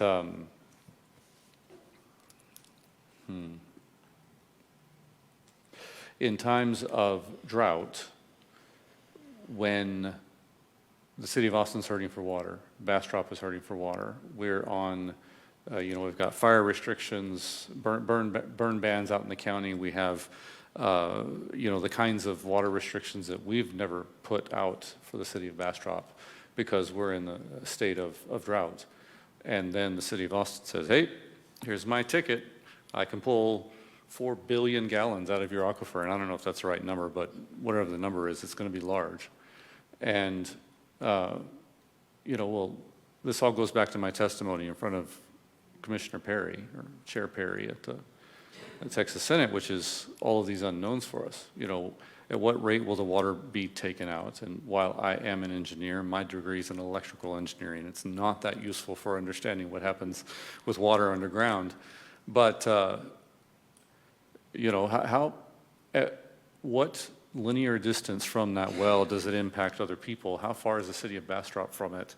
Are we risking our town's water supply if they go pull billions of gallons out of that? Because this is ours, guys. We are entitled to it. Here, let me show you this document you signed. All very valid questions. I'll start first with the rule of capture. Mm-hmm. It says what's under your feet is yours. And so for me, the important information is the maps and where things are located. Okay. I'd like to know. Okay. Secondly, we are still pending information through the study, how fast, where exactly. Ideally, in times of drought, the water is stored so we don't lose it to evaporation.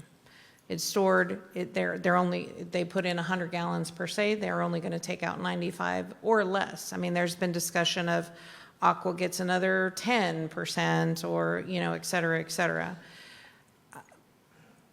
In a perfect world, it works great. In a perfect world, there are pipes to Aqua, there are pipes to the city of Bastrop. We all share a water supply. I don't know what the perfect answer is. I know Kerrville, I know San Antonio have aquifer projects. I know those are their own aquifer projects in their own backyard. So if they contaminate their residents, they're contaminating their own residents. Right. I know that is a super concern for Bastrop and Bastrop County. Mm-hmm. There are too many unknowns. I can't answer. Maybe Shay or Marisa can stand up and answer, but I don't know the answer to your question. Yeah, I mean, you talked about the distance being important, and that's a good point. One of the things about our new water supply, one that we brought online, 20 days ago or whatever it is, the water's not as hard, and so we're no longer pulling them out of shallow wells along the Colorado River, right? Correct. And so this discussion here about taking water from the Colorado River, which is more or less our old wells, and then pumping that into the aquifer for long-term storage with treatment. We just improved our water supply. Is that going to mix with our water supply? And is that going to degrade the water supply that we just, tapped into and got an improved water supply on? I mean, that's a question I have. Very valid questions. Some of the questions that were raised during the meetings were, there are things Austin doesn't necessarily test for. Mm-hmm. It's important for us to test. Our wells are really, truly in pristine condition, and you're taking treated water that never gets 100% fully treated. It's impossible to remove all of the medications and everything else. And then, what does that do? That's what the desktop study, and that's what some of their further studies are going to find out. Mm-hmm. We don't have those answers just yet. So Carlos?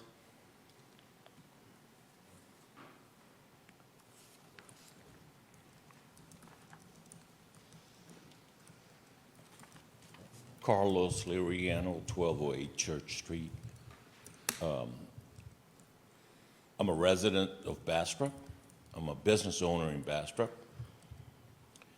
Coming to Texas, it didn't take me long to realize how valuable water is. I'm sitting in the back, and I just can't help myself but to think, we're having a really deep conversation here. And everything that I'm hearing from the other side sounds like it's coming from a very expensive legal firm. How much money is Bastrop? Right now we have Sylvia and the staff working on this. How much in legal fees are we going to have to incur just to get information? Because right now, it doesn't sound to me like we're competing in a non-legal field. So we have to make sure that we are prepared to spend the money to make sure that we are legally protected just to get information. So this is very concerning to me. It may be the right thing to do, but it sounds like we have a lot of questions and very few answers at this moment. And Sylvia having to work so hard just to get information, you're absolutely right. It's not a great beginning here. And water is the gold. Thank you. To that point, we have engaged a water attorney that was subcontracted under Denton Navarro. They have been at the last 3 Austin Water meetings with us and have provided guidance thus far. I think what would be useful is if we could get something that's in the ballpark of 1 page, page and a half to 2 page, absolute maximum list of every step that every step in front of us where we will have the opportunity to oppose this project.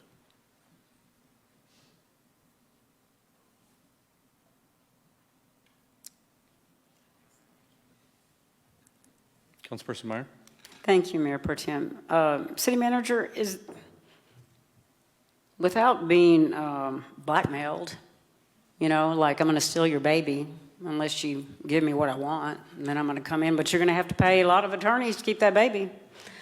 Without being blackmailed, are there other resources we can get this authentic information from that is so protected that we have to sign ourselves away from? Is there any other way we can get this information?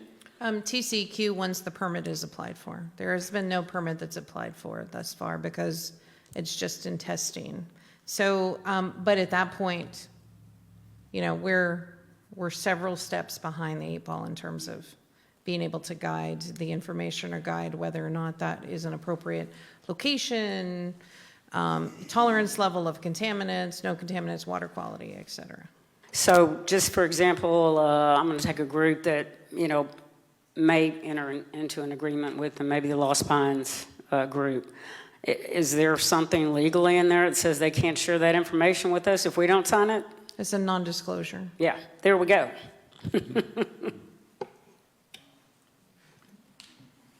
Off.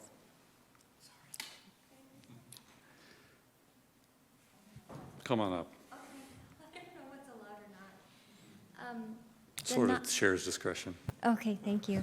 Hi, I'm Marisa Flores Gonzalez again from Austin Water. The non-disclosure agreement is only related to those 8 maps within the spatial analysis TM, and that's a part of the desktop study that's already completed. That's a part of Phase 1A. The next phase in this project will be Phase 1B field testing. There's no non-disclosure agreement associated with receiving the results of Phase 1B field testing. We will be sharing all of the results from that work publicly. So there's no withholding of information from the field testing process. Will likely stand up a web page that has all of the results posted on it publicly. The collaboration agreement that we've developed with the Bastrop stakeholders lays out kind of a framework for how we make decisions on the criteria for success from the field testing. I'm not sure if you all saw that part. And then, how we'll evaluate the results of field testing to make decisions about whether or not we move forward into the next phase of the project, into pilot testing. Pilot testing would be the first step of 36 months after the, field testing, or, field testing would take 36 months, and then after that would be piloting. And piloting would be the first step in which any water would be injected underground. And that water would be treated in alignment with the results from the field testing to make that compatible with the native groundwater. But all of the results from the field testing phase will be public anyway. And then I just wanted to mention too that the agreement that we've drafted is still a staff kind of draft. So it still needs to go through review by City of Austin attorneys, as well as the attorneys from the other entities that have participated in this process, which is why we kind of laid out the timeline for October consideration of the various governing bodies, because it still needs to go through legal review. It hasn't been fully vetted from a legal perspective.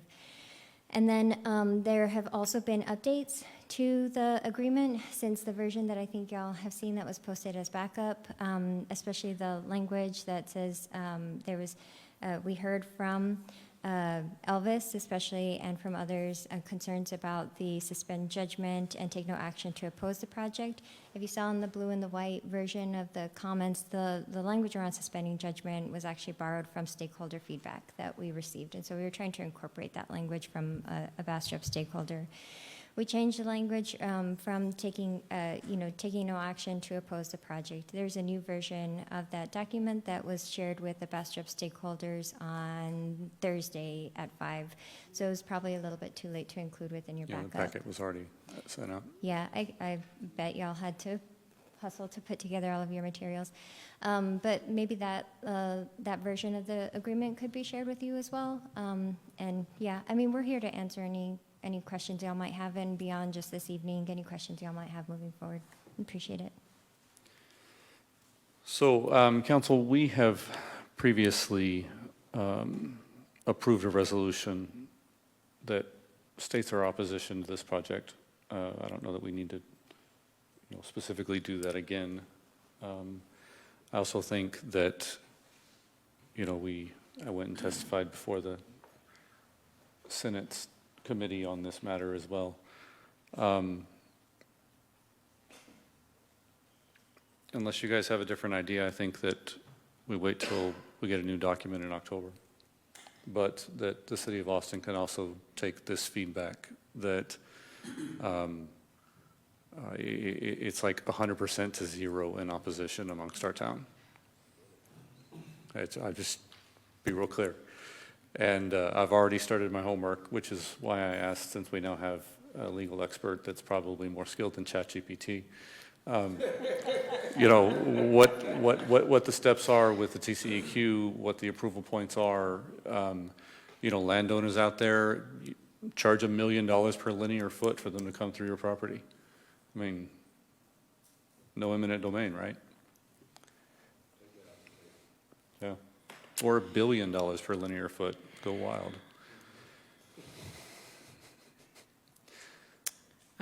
Mayor, I think Shea and Company will agree that they have heard all of this from me.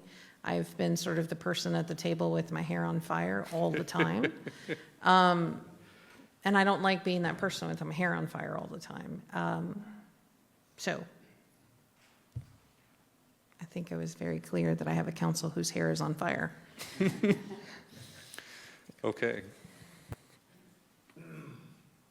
Mayor Pro Tem, may I approach and just... Sure. I just want to thank you all, and I want to thank everyone here who made comments and assure you that we hear your comments.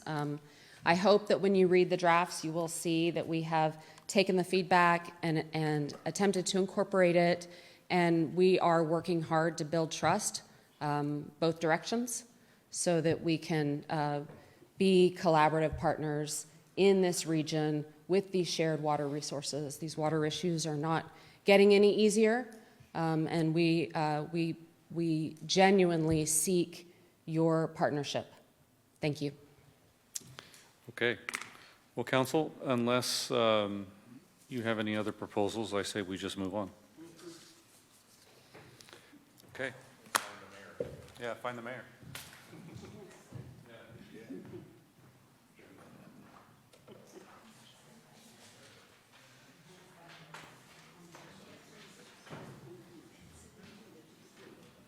I'll woke him up.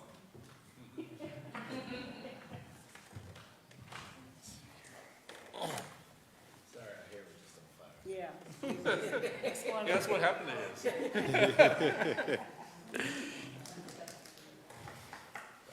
All right, I am back.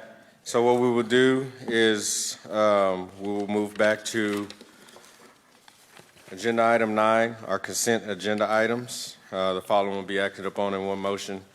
A council member or citizen may request items to be removed from the consent agenda for individual consideration. Resolutions do not need to be read, only ordinances. So.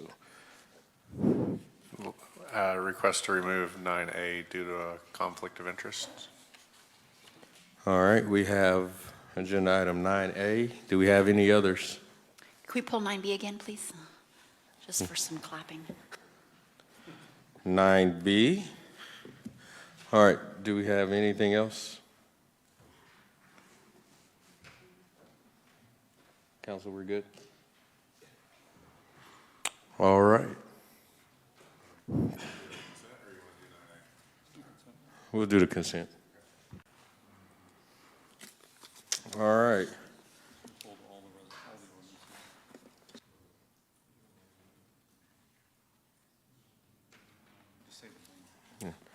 All right, so for agenda items 9C through 9F, do we have a motion? Motion to approve. Second. Okay, so we have Councilmember Meyer with the motion and Mayor Pro Tem Kirkland with the second. All in favor? Aye. All opposed? All right, let the record show it passes unanimous. Okay, agenda, we'll do 9A. Is there a movie starting? It sounded like Jurassic Park. Oh,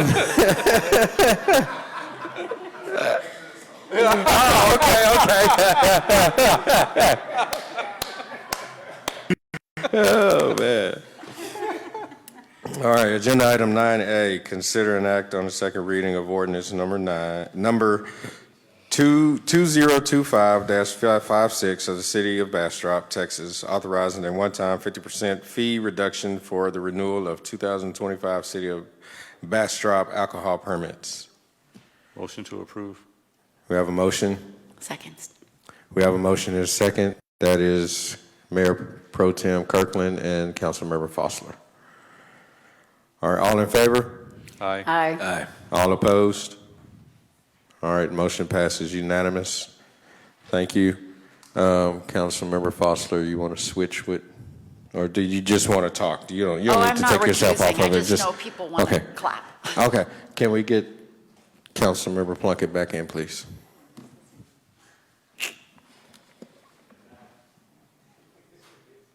Cue the music.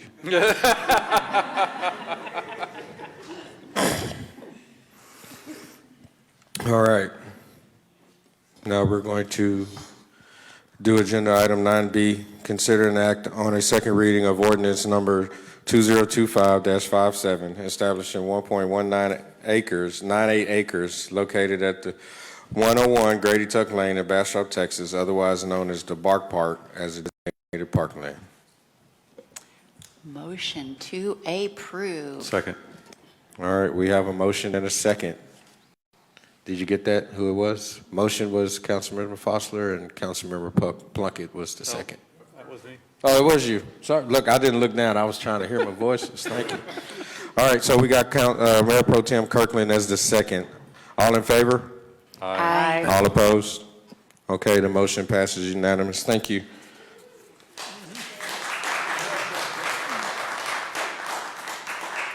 Are we done? Okay, on to items for individual consideration. 11A, conduct a public hearing. Consider an act on the first reading of ordinance number 2025-15, approving the fiscal year 2026 annual service plan update, including provisions related to assessments for the Hunters Crossing Public Improvement District, approving the fiscal year 2025 through 2026 assessment roll for the district, and containing other provisions related to the Hunters Crossing Public Improvement District and the Hunter Crossing Local Government Corporation, and move to include on the July 22nd, 2025 City Council agenda. Consent agenda for a second reading. Good evening. Good evening, Ms. Judy. For the record, Judy Sandrusi, Finance Director. The item you have before you is to conduct a public hearing and review, of course, and approve the fiscal year 2026 Annual Service Plan Update.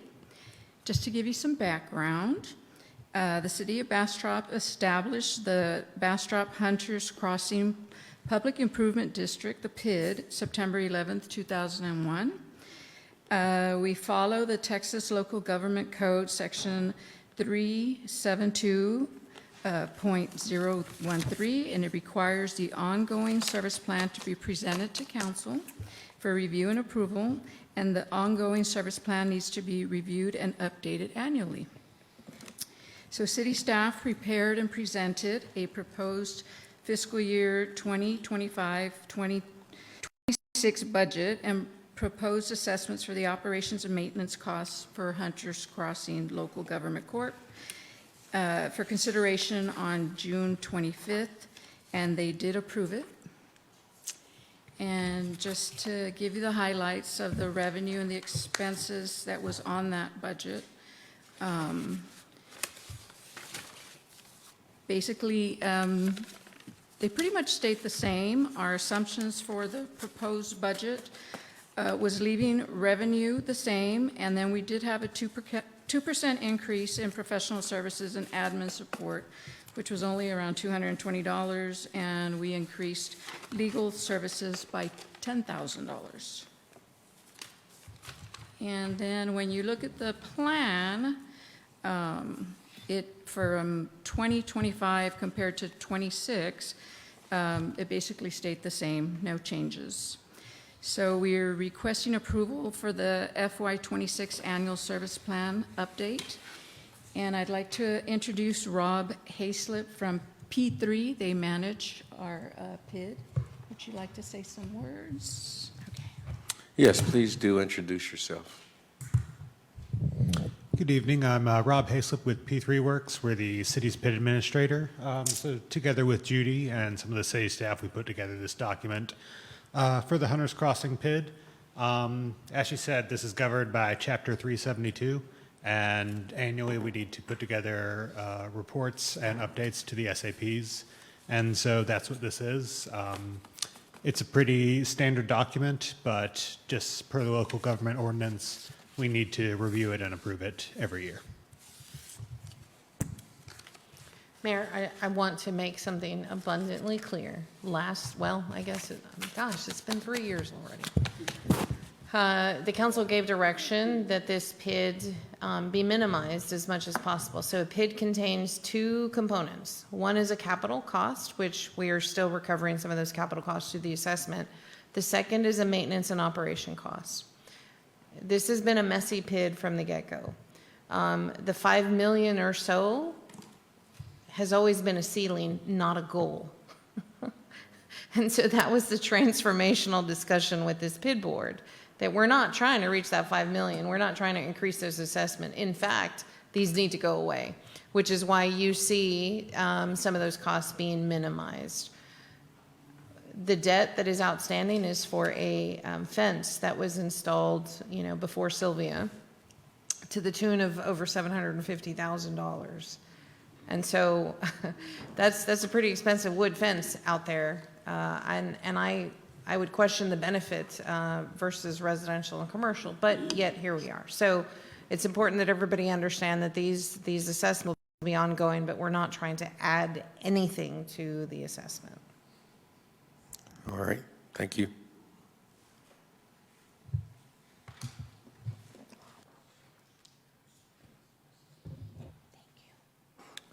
Mayor Pro Tem Kirkland has a question.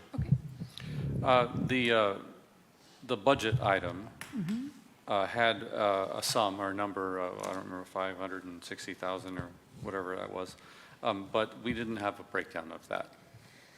I can get that for you, and also I think you have it in your report. Yes, sir. You have the exhibit. It's Exhibit B within the SAP, I believe is what you're looking for. Mm-hmm. So in the 400-page document, where is it approximately? Oh, great. I will note for the future that you like detail. Thank you. I was just trying to do it summary level. And if we didn't know, we all learned that at the retreat. And I'll tell you off the top of my head, without actual dollars, the vast majority is going to be for the original capital expense. That's about 339X. 355K. Oh, sorry, I was off That's a little okay. bit. See, these are off the top of my head. Vast majority is for the capital debt. Second is for the fence debt.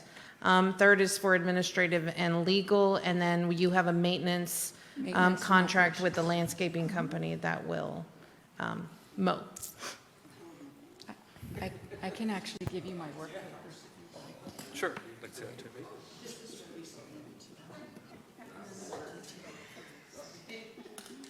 So now I'm not finding it.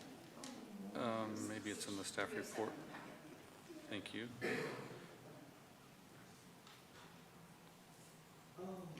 Oh, I think if I remember correctly, it's at the end of this part of the packet. You showed some numbers up there. Okay. It was, I want to say it was like 567,000. Okay, And- was that the revenue? 581,279? Okay, was that revenue? Revenue, Okay, what was the other number? Expense, And that number was? 559019. Okay, it was 2,000 off from what I thought it was, but that number, where do I don't find that number, the 559, where?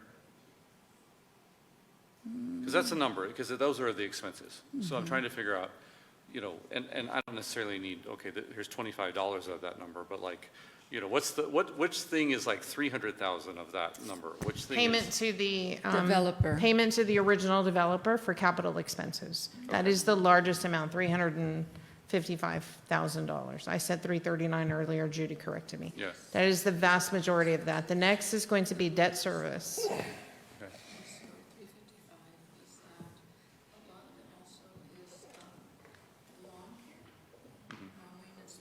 Yeah, 100K for lawn. Okay.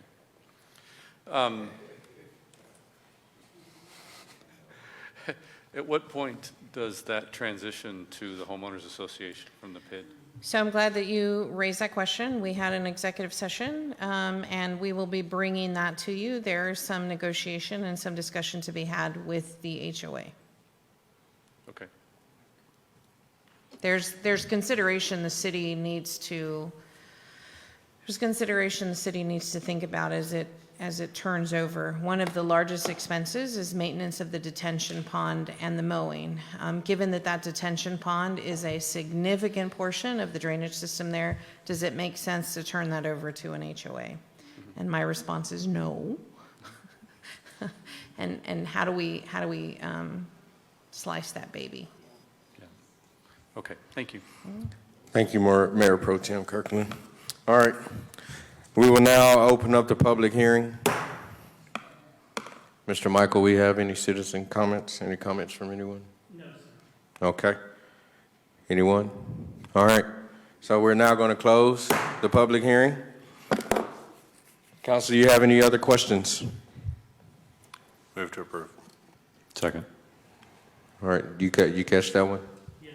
Okay. All right. We have a motion and a second. All in favor? Aye. All opposed? All right, motion passes unanimous. Thank you, Ms. Judy. Thank you so much. Have a good night. Okay, on to item 11C. We're making progress. She didn't tell you how many days she'd been with us. All right.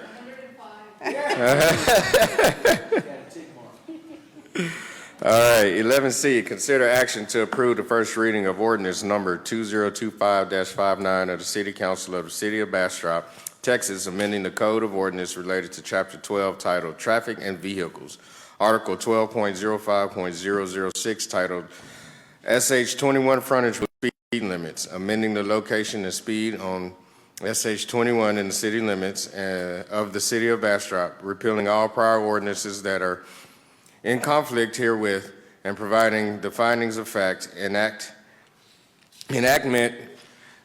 codification, effective date, repealer severability, and proper notice and meeting, and move to include on July 22nd, 2025, consent agenda for second reading. Chief Stefanik. Good evening, Mayor and Council. So this ordinance amendment request is being submitted by the Police Department in conjunction with John with Streets and Drainage and also TxDOT. Essentially, this will amend the current ordinance, updating the language to reflect speed limit changes on the eastbound frontage road and the westbound frontage roads of SH 71. 71 and 21 are used interchangeably. From Jackson Street to essentially FM 20. The limit for eastbound will be 45 miles per hour, and the westbound proposal is 50 miles per hour.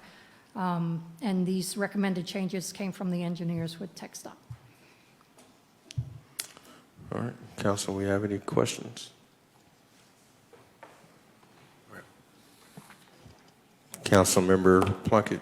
What are the current ones? What are the current speed limit there? The current ones are all over the place. Okay. They go from 30 miles all the way up to 55, and they change every 2 to 3 blocks. Okay. So essentially what we're trying to do is make it consistent. Sounds good to me. Move to approve. Second. We have a motion and a second. Did you catch those guys, who it was? All right, I just want to make sure. All right, we have a motion and a second. Can we, all in favor? Aye. All opposed? Thank you. So it passes unanimous. Thank you, Chief Stefanik. We got one more for you, don't run. One more. Item 11D, consider an act on the first reading of ordinance number 2025-60, amending the Code of Ordinances, Chapter 12, entitled Traffic and Vehicle, Article 12.03.004. Installation amended to read as described and attached hereto as Exhibit A, and move to include on the July 22nd, 2025 agenda for a second reading. Chief. All right, good evening, Mayor and Council. Hello. So this ordinance modification is being submitted by myself and also John with Streets and Drainage.